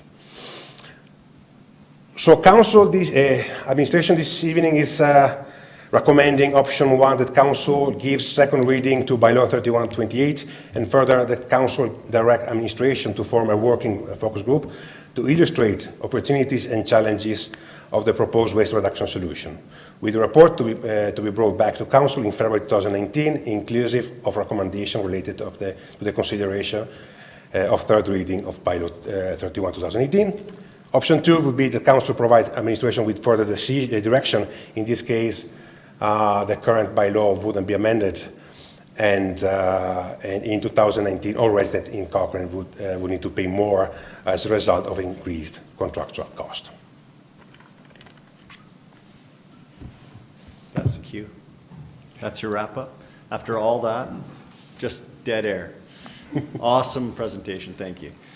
I'm gonna go a little bit off the reservation a little bit tonight and talk first before somebody puts a motion on the floor. So While I'm in complete support of this moving forward, that might have been non-politically correct, whatever. Yeah, I'm sorry about that in advance of getting Facebook messages about that. So I did not mean it that way. So the waste, let's get back to biweekly pickup, shall we? So I'm in favor of the biweekly pickup for all of the reasons that you've listed. Costs, it's the right thing to do. The timing of doing so now, and while we're reducing, while we're being forced to reduce waste and recycling or organics into the landfills. Most of Cochrane's doing so already, or over half. There's ways for those who can't or don't feel they can meet the goal of one black bin every 2 weeks to participate through exemptions, and there's the exemptions for the families to purchase another bin and get picked up. So you've listed those all, but and I just want to say the education program that we've gone through over the past year, since last year when we talked about this in budget, has been awesome. But there has been a significant amount of pushback from the residents, from people. I've heard them. I would like for us to listen to them. And I think we should just pump the brakes a little bit on this. And that is what the recommended action is asking us to do tonight. Put second reading on the floor and engage through a different type of public engagement.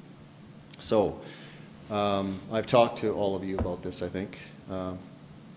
The power of creating, and I don't know what to call it yet, so I've come up with something like Black Bin, Green Ops, Mission Possible, or Mission Impossible, whichever. I'm willing to be wrong on, but the whole intent of this was to be, and I see it like this, not a task force, not a committee, not another level of bureaucracy in terms of reference and all of that.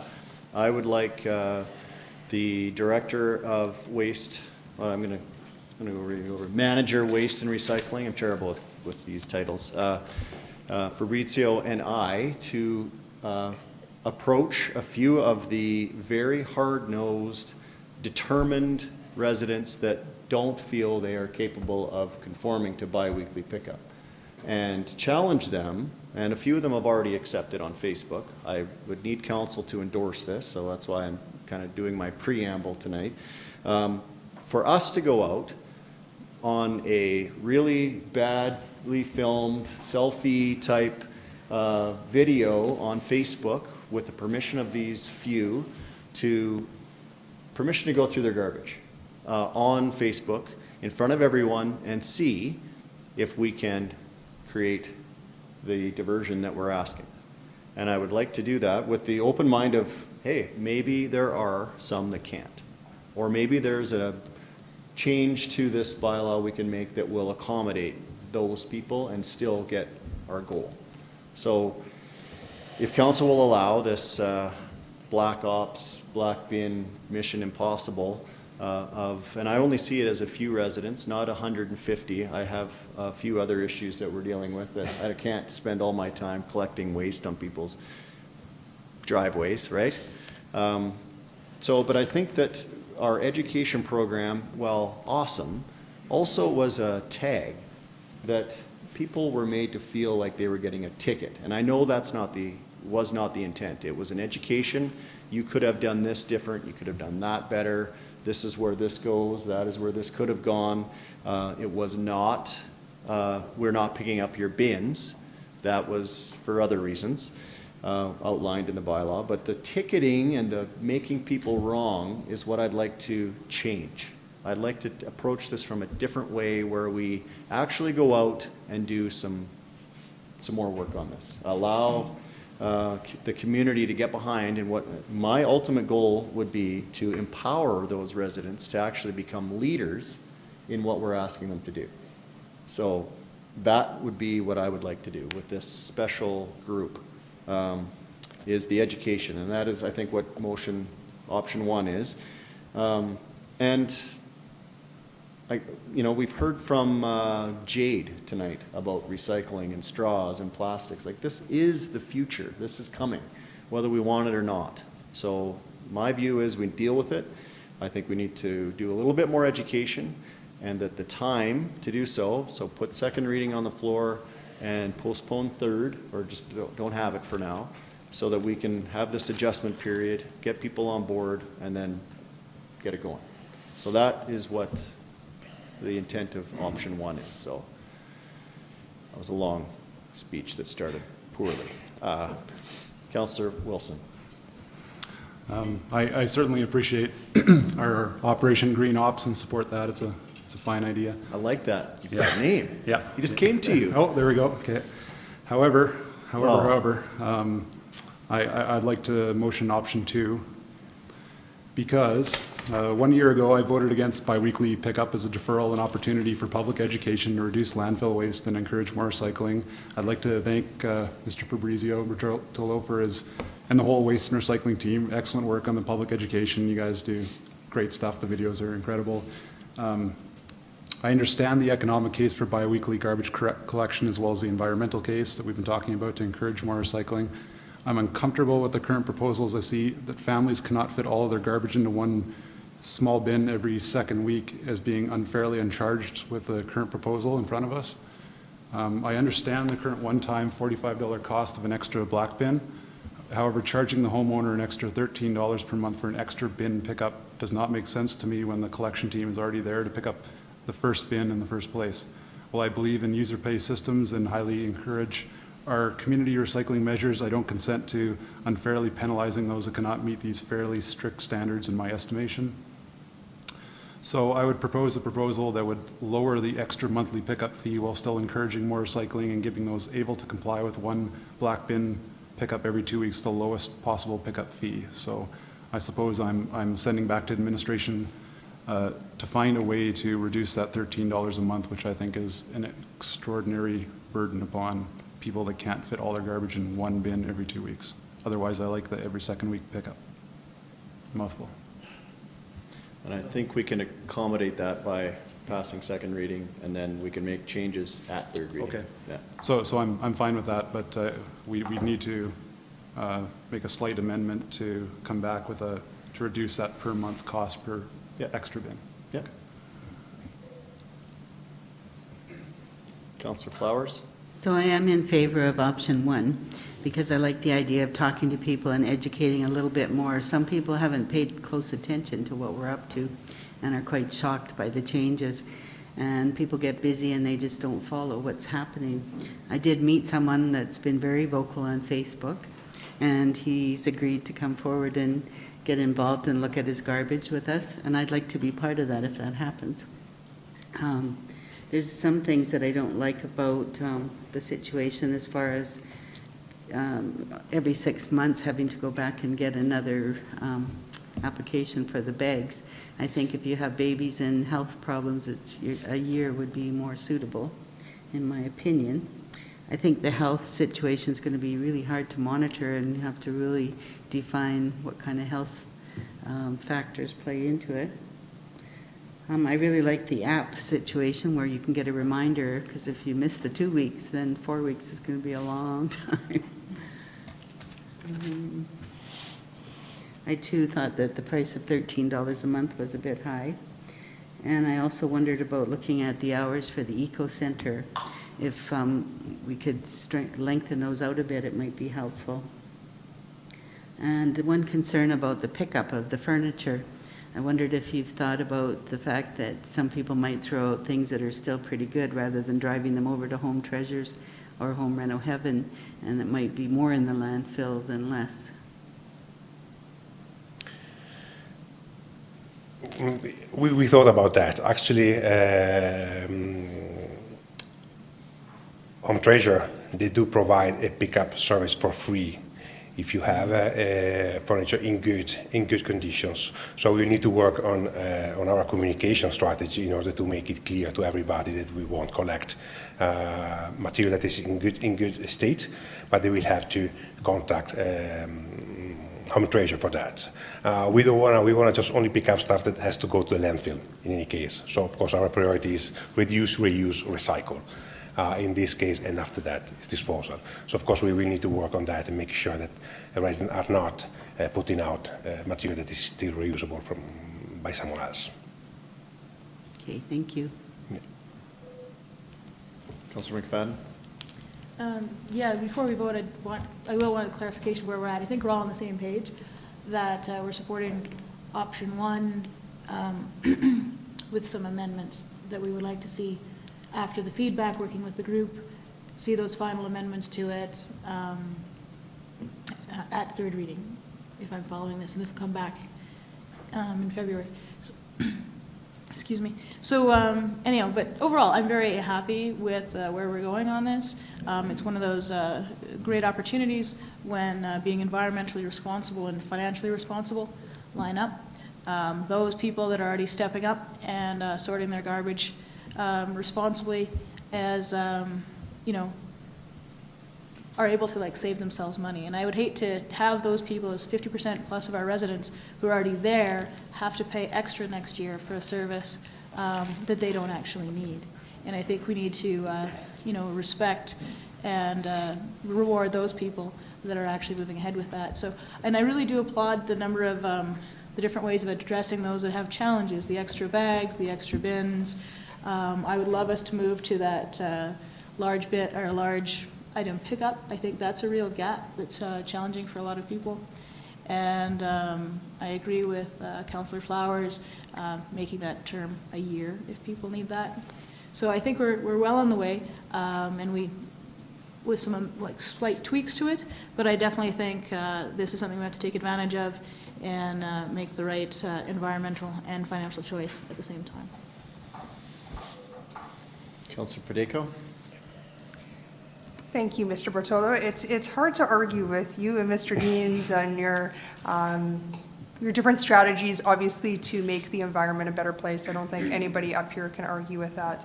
I do have some concerns. A lot of my concerns have been addressed by my fellow colleagues. I will support second reading, but I do, I maybe will come after some things in a very different way, kind of building on some things that Councillor Wilson said.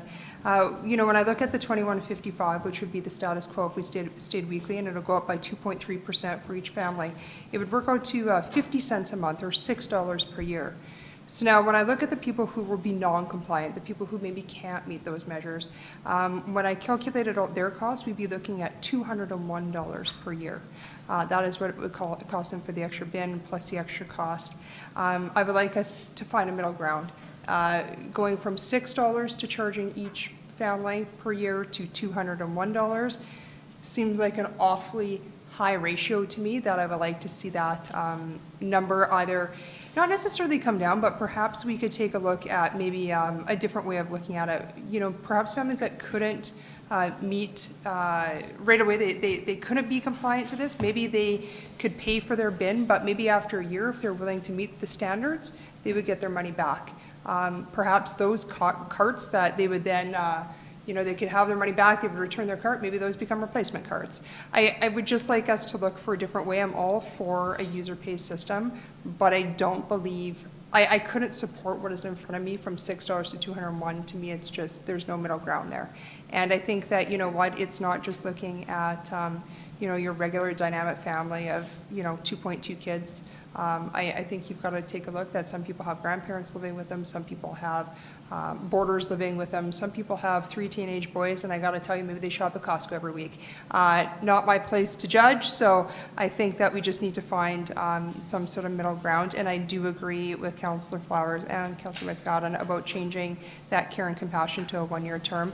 I honestly believe that it will cost more in administration fees and costs to reevaluate that every 6 months, and after having 3 children that have gone through the diapering process, that the only one that's going to be affected is a kid who's 2.5. You know, that might fall in there, but other than that, kids are in diapers for a period of time. We don't need to be asking every 6 months. And, you know, as noted in your presentation, 56% of black bins are full every single week. So we're trying to hit an 80% diversion rate, and while I think that's a great goal to eventually reach, I just don't think maybe our community is quite there quite yet, and I would like us to maybe take those steps so that we can encourage ourselves to get there, just not all or nothing. Councillor Nagel. I appreciate where your guys' heart is at, but there's no way I'm getting on board with the black bin agenda. I like weekly collection. I like drinking from a straw. I think other people like weekly collection. Other people like drinking from a straw. And it's just, I won't be out in videos snooping through people's trash. I'm sorry, I'm just not doing it. So you're not in favor? Phil. Councillor Reid. I think we've done a lot in terms of education, and I'm not sure how much more we can do. I think changing behavior, education is about changing behavior, and I believe that there's a segment of the population or a populace who simply won't change their behavior without facing some financial implications. So I'm concerned about that. I agree with Tara about the, basically penalizing those people who actually are trying to be environmentally conscious and do their part. I guess my question is for Councillor Wilson.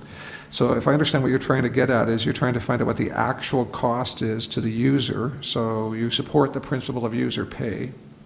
You're just trying to find out what the actual cost is in terms of being able to have, if you wish to have a second bin or, so right now it's proposed that you pay for the cost of the bin, one-time fee, and then $13 a month. And what you're trying to achieve is, what is the actual cost of being able to pick up that extra bin? Is that correct? Yes. Yeah, okay. So you support the principle of user pay then? Correct. Great. Yeah, so I'm, unlike Morgan, I'm on side. I think this is the way we need to go. I think that this is a move that is long overdue, and I support option one, and I support the, what was your task for your? I think Councillor Wilson tagged it with whatever you said, green ops.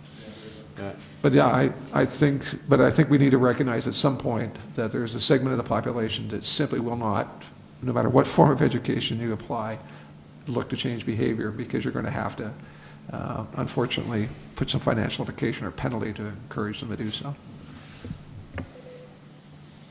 Councillor McFadden? Yeah, I did actually have a question, because like everybody else, I think I did get a lot of emails and phone calls on both sides. My only comment is I really did want to, reduce the volume of emails I was getting. That was my recycling attempt. But one of the questions we got that I heard a lot was, why give us bigger bins then, right? And so can you just speak to that, is like, why not bigger bins? And then what would actually be the cost of replacing our current bin solution with bigger bins? Because I don't think that financial implication is out there. We have some thought about the larger cart, giving this option to residents. So providing this option, it would represent a higher cost for the administration, for the town of Cochrane, in order to implement this program. Higher workload for all our offices, utilities, and waste and recycling. We will need to manage a higher inventory of cars. That is challenging, and the main reason why we thought this is not a good idea, because it won't allow us to achieve the goal. We had so many communities in Canada giving 2, 3, 4 options for black cards. They are not even a 60% diversion rate, because it's convenient just to get a larger card. And when you have the option, even if you have to pay more, we don't know how much that would be, probably $10 more. This is usually what they charge at the municipalities to get a double size card, an extra $10. Still, residents think, okay, it's just convenient. I'm going to pay for the extra one. So I'm going to still throwing everything in the black card, and I won't make that extra effort to divert. So the main reason why we are not recommending 2 sizes card is because it wouldn't work. To achieve the goal. To achieve the goal, yeah. The diversion. And so when we had the presentation from young Miss Jansen earlier, one of her quotes was that, and the question was, what's your challenge in changing people's habits on the plastic front? She had a quote was that, people have habits and they like the way things are. And so I think if we're trying to change people's habits, we need to make it uncomfortable to stay the way you are.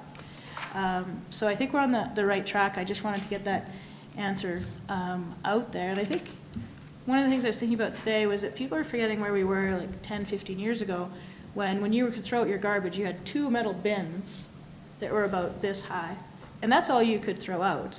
Now you could probably throw out you know, an extra bin worth of garbage, you just have to sort it and manage it better. So, you know, today you can throw out and you can pass on more trash, but in a more responsible way than you could a decade ago. And so, yes, we are moving the mark, but it's moved a lot. And I think people need to realize that, you know, we've actually made it a little bit easier for them to dispose of their excess household goods over the last 10 years, even though it's come at a price of changing your habits. So I think we're on the right track. You know, I really do applaud the initiative of reaching out to the kind of the opinion leaders on the nay side and seeing if we can help them understand the challenge. And I think it's already working, and seeing some of the dialogues back on that. So definitely on the right track, and certainly has my support. Councillor Flowers? Just one more question. The program to pick up the larger items, is it conditional on the fact that we're charging more for some of the other? Is it a balance thing? Or is it going to go away if we charge less? No, it's not related to that. It's just related to the fact that moving to every second week garbage collection, we would have some savings that we can use to implement this program. We were never able to do it because we didn't have the resources to do it. So with the savings from moving every 2 weeks garbage collection, we would have the finance to do that. Councillor Wilson? I was just worried that perhaps I wasn't quite emphatic enough with the attachment I was putting on this, which is that I'd like to use those savings that we're talking about if necessary, whatever it takes to bring down that $13 a month extra to a more reasonable amount. Like, I'm thinking half in my mind right now. If that can't be done, I'm much more likely to go along with the thinking of Councillor Nagel on this and status quo rather than agreeing to the terms. I think they're much too severe right now, so I just wanted an emphatic attachment to it. So. Okay, so we've all weighed in on waste diversion. You have put motion or option 2, you've moved that, and I don't recall your exact wording. I'm suspect that we could do that on option 1, but maybe just, if you would, repeat it. So I'm willing to retract my option 2 and move option 1 if it comes with an attachment of finding a way to reduce the $13 a month extra pickup charge to a much more reasonable amount upon third reading.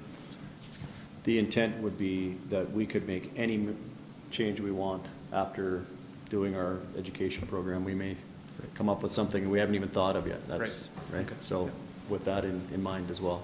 Sure. Yeah. Okay, that's procedurally in line. Excellent. Any more comments? No? All those in favor of second reading? Opposed? It's carried. Thank you. Moving on to finance. Thank you for your presentation again. Thank you. We'll see you in February. Or at curbside. I forgot this was going to happen over the winter. What was I thinking?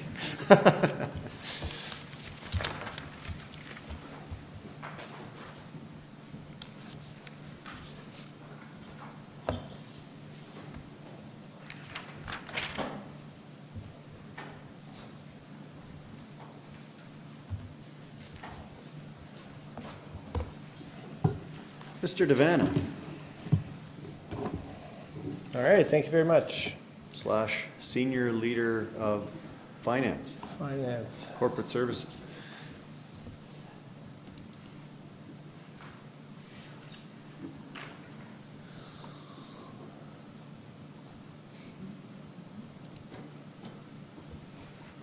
Everybody's favorite time of year, budget. Nobody laughed. Yeah. It's my favorite year.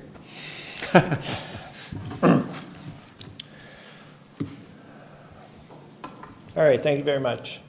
2 weeks ago, we went through what we call the budget outlook. A lot of these slides are very similar, but there are a few additions from what we did 2 weeks ago.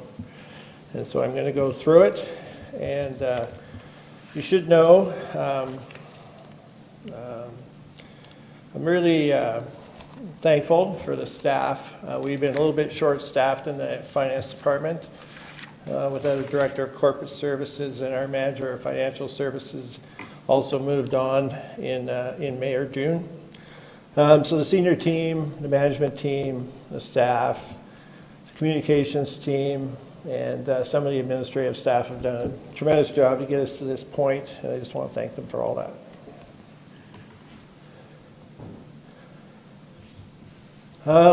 2 weeks ago, I went through the guiding principles. I'm not going to go through them too much right now, but the key issues that we're trying to deal with in this budget are really to address Council's strategic priorities, manage growth, and create a proactive infrastructure program. We're currently at step 6 in our 9-step process. We will be, after tonight, entering into community feedback with 2 workshops on November 5th and a series of outreach activities by our communications department. And step 8, Council will be deliberating on this budget on November 15th, 16th, and 19th. Since last week, 2 weeks ago, there has been a bit of a change. We have projected tax increases right now of 3.6, 3.66, and 2.95, and the reason that the 2019 number went up is in 2018, we had a $97,000 shortfall, and Council decided to cover that shortfall in our operating budget with a reserve transfer rather than to increase taxes by 0.38, and so that's driven the number up from about 3.2 to 3.6. The impact on the average home we're anticipating will be in 2019 based on 3.6 of $79 or $658 per month. 2020, $83 and $692 a month, and in 2021, $69 and $575 a month. This is a bit different from the last presentation. So what are we covering with the 3.6? What additional costs have driven us to this point where we're considering this budget from an administrative point of view, and now it's going to be turned over to Council starting tonight. So the $97,000 that was not covered in 2018 budget is a shortfall in our assessment base, and that's estimated at 0.38% of the 3.6. We've got on-demand transit based on a September 2019 full service start date. The estimated tax impact of that is 1.17, and that's included in the 3.60%. And Council will have to decide at the December 10th budget whether they are proceeding with transit or not, but that's the tax impact of that new service.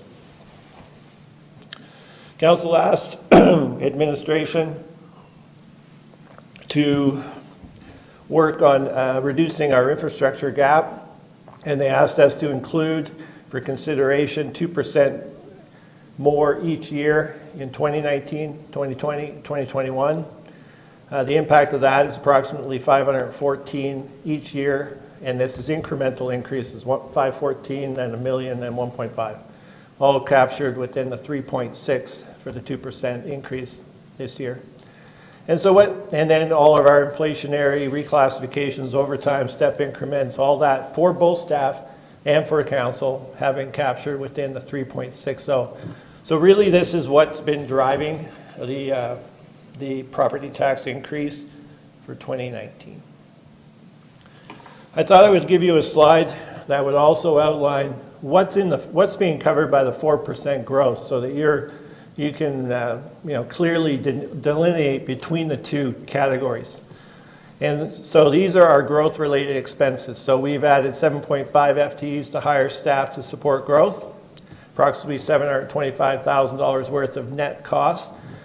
One new RCMP member, population to COP ratio is going to be 1,211 to 1, and the commander inspector's target is 1,000 to 1, and she outlined that a number of weeks ago.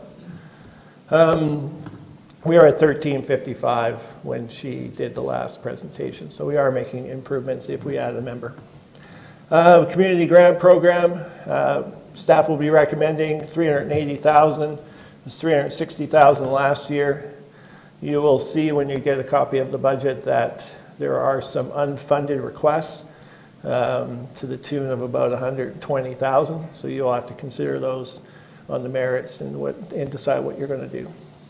The Cochrane Library grant is recommended to go up by $49,976. This would bring them to a per capita, I got a typo in there. Anyway, you've got an extra L. Per capita total of $23.19 per person in Cochrane. Their target is $25 per capita, which they outlined a number of weeks ago. And you'll know that they say that the provincial average is closer to $27. We are making progress towards their goal if we were to approve the budget as presented. We have exhausted our snow removal budget based on last year's large snowfall, and so we are recommending that you start increasing that reserve again. And then finally, our contract with the Handy Dart people is based on a per capita total, and to support our growth, that grant would have to go up to $215,292. Here are the new staff. I presented these 2 weeks ago, and we will go through these fully when we do our debate, I'm sure, on the 15th, 16th, and 19th of November. I presented this. This is our transit funding strategy so that you know that if you are to approve transit, it's going to have a net impact in 2019 of 1.17, in 2020, 0.19, in 2021, 0.49. And so your approval or disapproval will decide the transit. One of the major goals of this budget is to increase our contributions to capital so that we can deal with our assets that are going to need to be replaced in the future. In 2018, you approved $2.1 million transfer, which was equivalent to 8.3% of the budget. If you continue on with the plan as presented by administration, you will be at $3.9 million by 2021 and at 12.25%, all within the totals presented, 3.6, 3.66, and 2.95. On the capital plan, the only change in this slide is that the Aquatic Center will be fully paid off in 2019. I think that's something that we should be celebrating. It's a remarkable achievement on a $50 million project to have it paid off in such a short amount of time. We will then turn our attention primarily to transportation-related projects. There are $130 million worth of transportation projects in our 10-year plan, and a significant focus in the next 3 years of this budget: Bow River Bridge, Horse Creek pedestrian crossing, transit, Esso Bulk Station pedestrian crossing, Center Ave widening to 4 lanes. Center Ave intersection improvements are in 2022, which is 1 year outside of this 3-year time frame. Grade separated crossing at Center in 2026, 2027.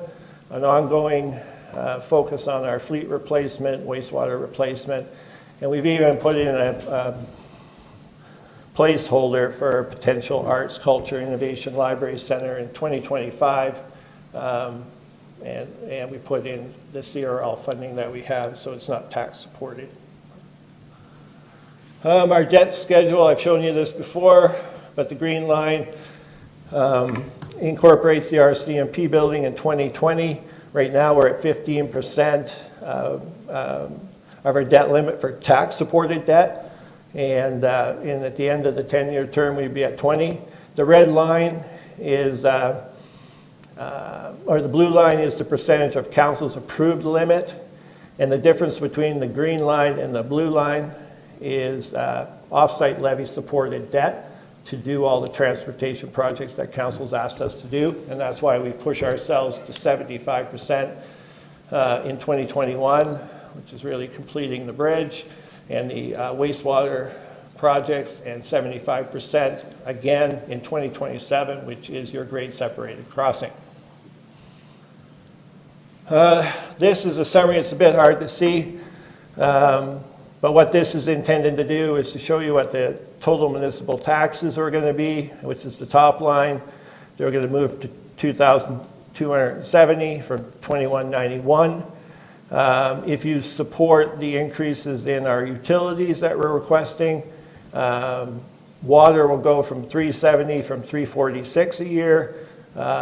Sewer will go to $634 from $610. Stormwater will go from $53.64 to $49.92. Waste and recycling will go up from $258 to $264, and eco center fees will remain constant at $60. The net effect of all of this, if you approve the budget, is the average household would pay $11.29 more per month for everything. $6.58 for taxes only. We had the budget outlook on October the 9th.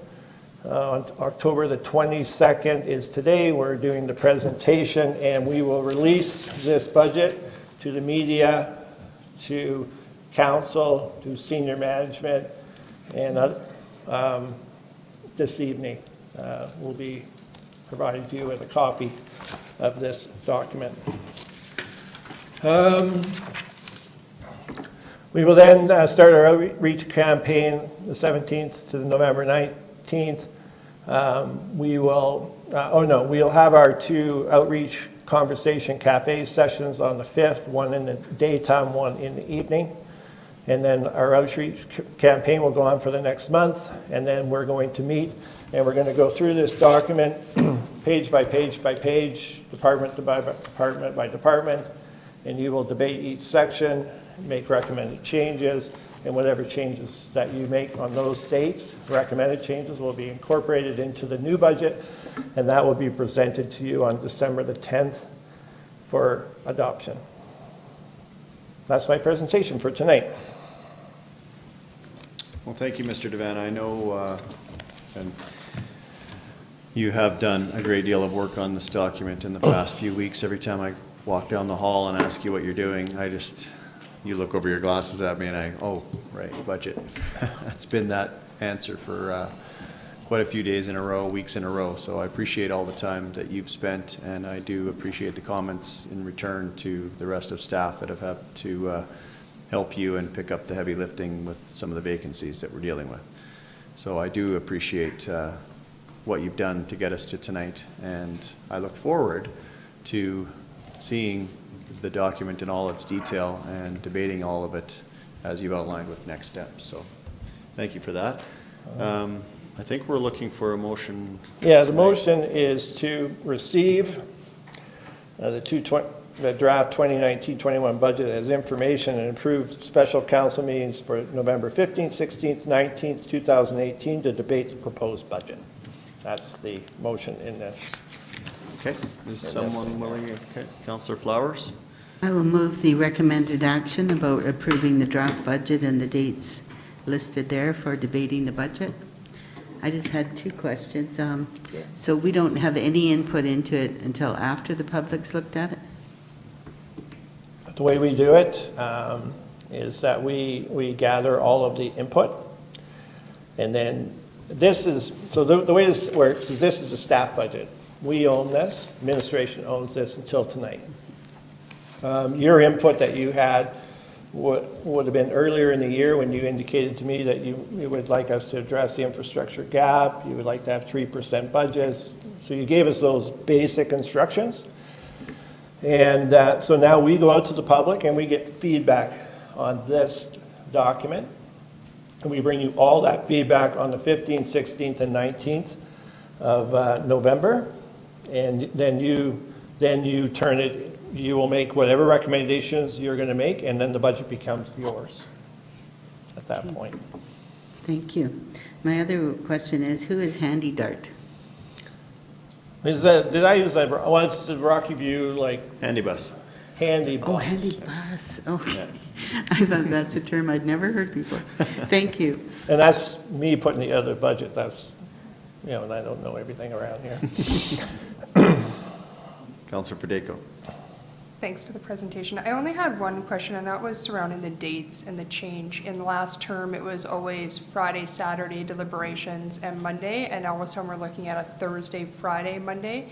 And I was just curious as to why the change of dates, and obviously for some of us that have full-time other jobs, that makes it slightly challenging as it becomes another day off. So I'm just curious as to why the date change. Well, it'd be preferred by administration, but if you'd like to change the dates, to Friday, Saturday, Monday, I'm sure that that would be agreeable to administration. Thank you. I can answer part of that.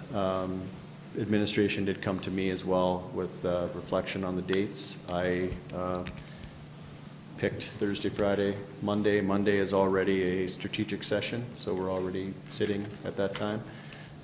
Thursday, Friday, a lot of, with the ability for people to view online, I felt, some of the reason why we were meeting on the weekend was so people could be in attendance, notwithstanding some of your council's concerns with taking another day off. I get that, but this is the most important document we have as a council to approve. So, but as Mr. Devanna said, I mean, that's part of the motion. We can change the dates to whatever, although shifting them too much is a bit of a concern just based on timing. So, I mean, one day, you're asking for a Saturday instead of the Thursday, right? Potentially. Yeah.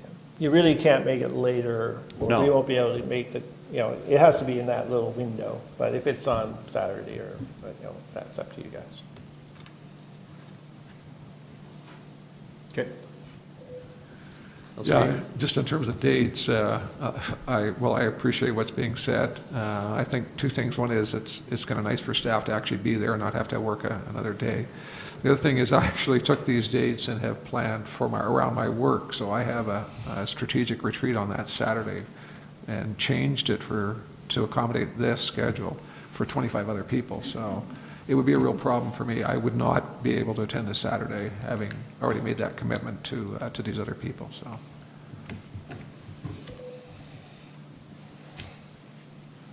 I'm not proposing a date change. It did come out in our last presentation, these dates, so, which is why you changed your, yeah, okay. Do you, Councillor Federico? I won't change the dates, but I would just, I think I would like to be aware of that process because it's been like that for as long as I've remembered, that it's been a Friday, Saturday, and Monday. And so while I can appreciate what you said, Councillor Reid, that you made arrangements, I was not aware that there was going to be a date change, and all of a sudden it was just kind of tossed our way. So again, I would just appreciate maybe that heads up that was even being discussed in the background, just so that we can kind of plan our other lives as well. Yeah, okay. Did somebody make a motion? You did. Okay, great. All those in favor? Carried. Thank you. Thank you, Mr. Devanna.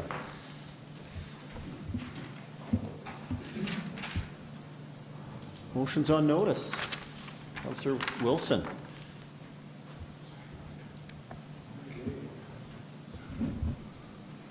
So how does this work? Do I have to read out the recommended or the motion itself first? And then I have a Be little, helpful. Okay, I have a little preamble here too. So. Okay. Okay. It's your motion. How about I'll just read my preamble because I think it pretty much says everything on the screen there anyway. I don't want to be too redundant here. Your motion was the longest one we've had. Exactly, to date, exactly. So here's the preamble. The intention of this notice is to start a discussion on how we could more intelligently fund our community groups and civic partnerships. I feel that our current funding model can use an update. It's fairly old, the one we're working with. I'm looking to have a larger dollar matching component added to our funding structures to encourage groups seeking town funding to continue raising money through private donations, community fundraising, corporate sponsorship, and collaboration with other groups, which is all in there already. In addition, I expect this change to also help our community groups raise funds privately with the knowledge that donated money from individuals and businesses will be dollar matched by the town. I believe this will be very incentivizing to private donors and will create larger donations. With the knowledge that we as residents and businesses in Cochrane are donating with leverage attached to our gifts. I expect that certain parameters will need to be set, as well as ceilings on matching donations. I hope that my fellow councillors can help with some suggestions on how administration should go forward with this change. The intention of the motion is to help our community groups and civic partners raise even more funds to expand the great work that enhances the lives of all Cochrane residents. Ideally, the amount of private donations will steer the funding we do as a town, as individual donors will donate to the groups and partnerships that are most near and dear to their own lives. I'm eager to hear the opinions of those around the table here, many of whom have more experience in this domain than I do, Mayor Janung, Councillors Nagel, McFadden, and Reid, or just an incredible resume of volunteer experience with our community groups and partners like Councillor Flowers and Fadeco. So I just wanted to open it up and see what you guys think, how we can throw this to administration to come back with something that resembles this. Those are my goals. What problems do you guys see? Well, very well thought out preamble and motion. I give you that. Yeah, very well done. Thank you, Councillor Wilson. Councillor Reid. Yeah, I applaud this move. In terms of a notice of motion, I think it's great to open up the discussion. I think there are a number of community groups who rely on this kind of funding, but only this funding, and haven't taken the opportunity. And in fact, I think we heard one of those groups, not earlier tonight, but earlier this year, that weren't even aware of the fact that they were eligible to have a casino, to be able to get access to casino funds. I guess my concern would be just drawing around appropriate guidelines and creating a ceiling for this in terms of how much funds would be available, and to make sure that it's equitable. But I think this is a great move, and look forward to being party to this discussion. Councillor McFadden. Yeah, I certainly support this. I think it's well thought out, and it does fill a gap, and that there's a growing pressure and need from our nonprofit groups to be supported. And it's one of those parts of the budget that we do struggle with on an annual basis. So I think this is very proactive, and certainly support it, and look forward to seeing what staff brings back to how we can tweak things to make things work best for our community. Councillor Fadeco. I'm in support as well. I think that the only thing that I would be concerned about is the event side of things and how we support our event organizers to make sure that our good events can still go on, because as we know, sponsorship dollars are extremely limited out there until the economy really improves, and a lot of those organizations are not charitable, so it takes them out of being able to sometimes fundraise the way the other charitable organizations are. So I would be in support, definitely looking at it from the organization side. I just think that we have to maybe have some modifications when it comes to the event side of things. Councillor Flowers. I too think it's a great idea to look at it and see where we can make improvements. I'm assuming that things like the library and FCSS wouldn't be part of that, as they're town-funded programs?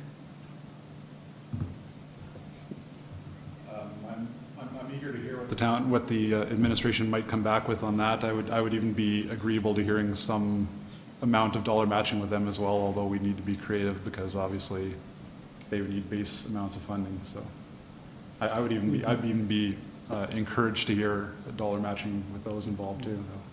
I guess my concern would be, especially for FCSS, well, the library as well, they already do try to find other funding everywhere, but they're very careful not to compete with local nonprofits like the ActiveEds or some of the other groups doing good work.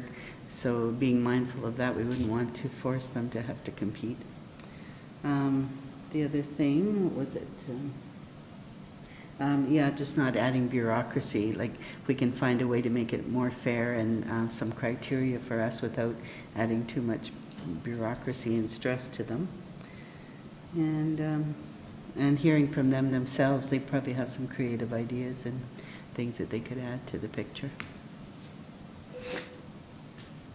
Okay, I support your motion as well. And the one thing that I think we should be looking at in this is some way or some policy that encourages groups to be self-sufficient.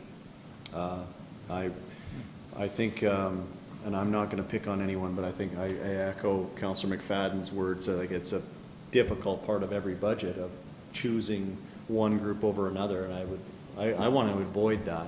I would actually be in favor of some format of a new group comes on in year one, and we have, and I'm just making up numbers, I don't I don't have the answer, but maybe after 10 years, you're only eligible for 10 years of whatever funding that this policy comes back with, and then you drop off. You're not eligible anymore. Hopefully after 10 years, we've funded and you've created an organization that obviously has a need in the community and is self-sufficient, so it gets off of the town as a source of income, and that allows new groups to come forward with different initiatives as we change through different needs in the community. So that's something I was going to say last time when you brought this up, but I don't have the answer, but I'd like that to be part of the Excellent idea, research. yes. Yeah. Yep. So do you have a time? Like, I don't see a time frame. Did you speak to that in your preamble? And I missed it? No, I didn't speak to a time frame. Usually we give a date. Is it I don't know what. I realize that with budgets Not gonna make in this front of us, budget, it's not going to obviously. make this budget. I'm realistic. Yeah. So I suppose, I don't have the time frame. I suppose, just as soon as we get through this budget, I would like to be looking at this. So let's call it 2018, I suppose. 19. Okay. Oh, but- you want it in this year, so. Yeah, that's, I think, well, maybe, could we have administration come back next meeting with a proposal of how long it would take to research and do the work on this, rather than direct? Of course, yeah, Yeah. of course. Yeah. Thank you. Wow, I got there on my own. I didn't need steering at all from that. Does that work? Does that align with? Yeah, okay.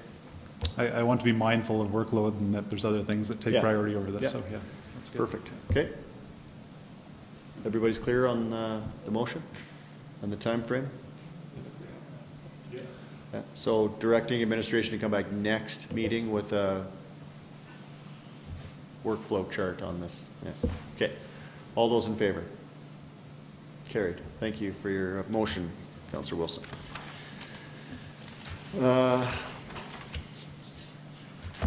Mayor's report. Wow, here we go. Hold on. Yeah, I will try to keep it to 2 minutes. No, I won't. I actually was not that as busy with ceremonies and meetings this past 2 weeks, more just general workload. So I did attend the push-in ceremony that is, that the fire hall had to, it's their, actually I'm pretty proud that they're doing this, that it's they're bringing on a new tradition, or it's an old tradition that is new to this fire brigade or service, the Cochrane Fire Department, sorry, where in the old days where horses pulled fire apparatus, they would unhook the horse and push the apparatus back into the station. So it's an old tradition of pushing in the fire truck. So and then it's been picked up by newer fire departments to, when you get a new fire truck, to actually physically push it into the fire hall for the first time. So the mayor is asked to sit in the non-driving seat, obviously, I didn't get to touch anything, and they physically pushed it in. So it was, I'm proud of them to be bringing in some more of this type of thing. They need to celebrate the work that they do and the camaraderie that they have as a unit, and I think that as a community we need to celebrate a few of those successes, so I was happy to see them do that. CMRB continues to meet. I met with the Ag Society with Councillor McFadden this past week. We all attended, or a lot of us attended, the Rocky View grand opening, and I just wish to pass congratulations on to Rocky View County for a pretty awesome new building. And thank you for all those that attended.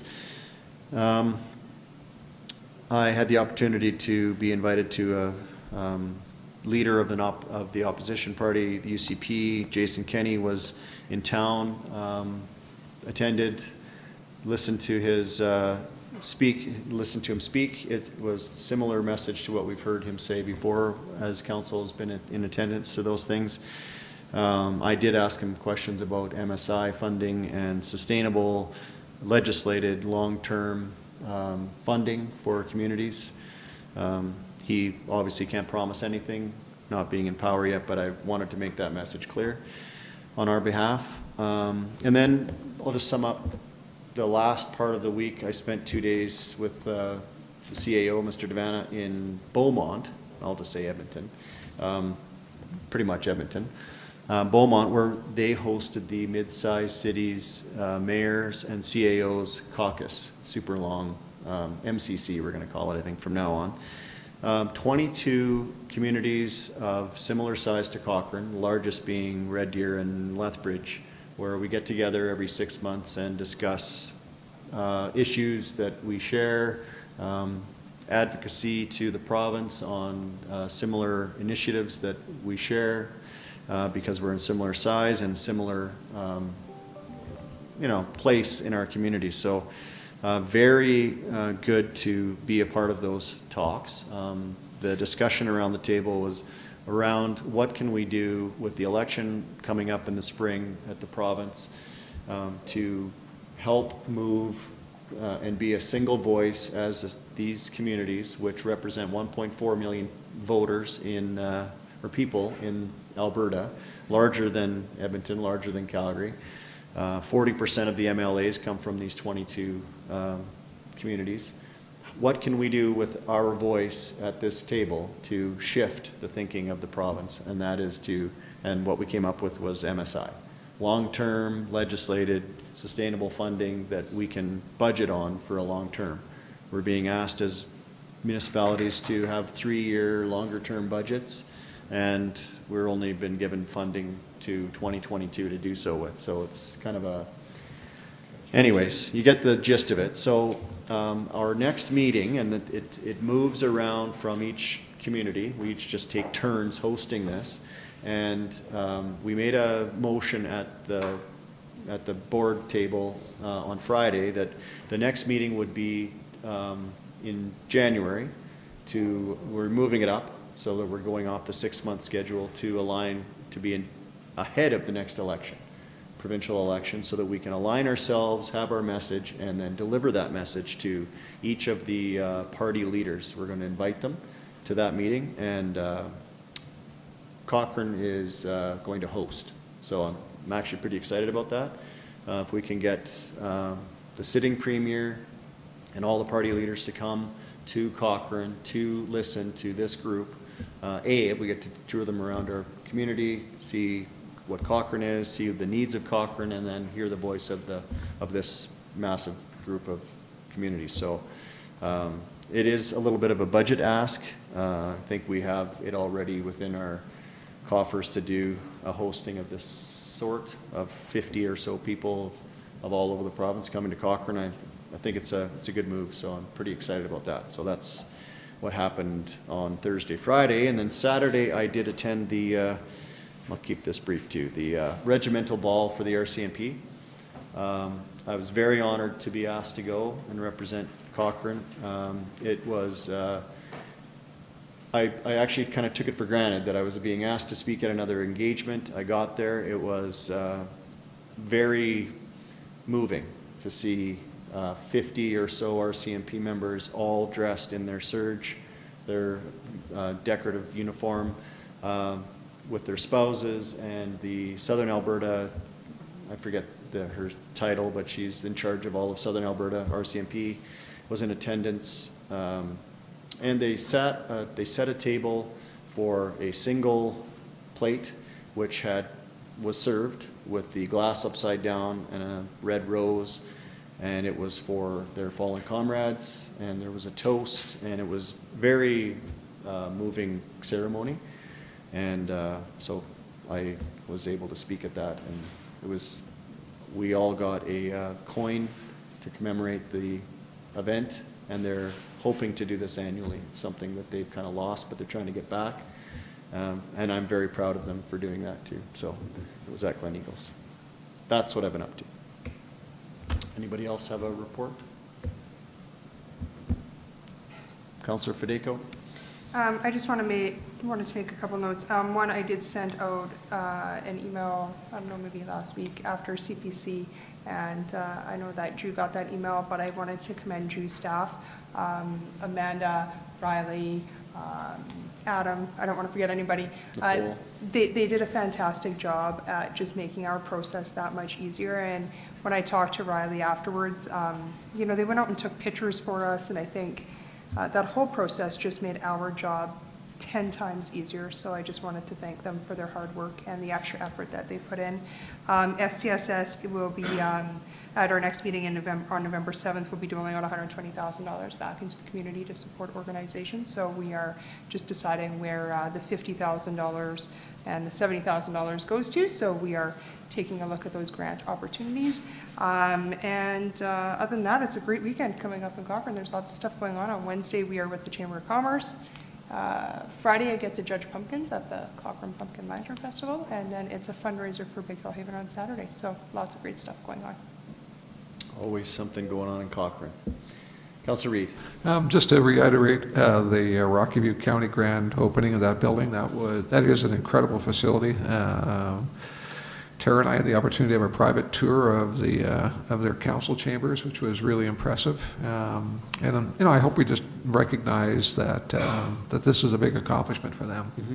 I think they've also introduced or announced their new CEO, which I think we want to extend a hand of just an offer to meet with them, with a new CEO, and they kind of build on that relationship that we've done well. And just the other thing was the Spray Lakes Rec Board is meeting this Thursday morning, and we'll be happy to report back. The mayor is going to join me in that meeting, report back to council those things that would come out of that meeting. Great. Okay. That's a wrap.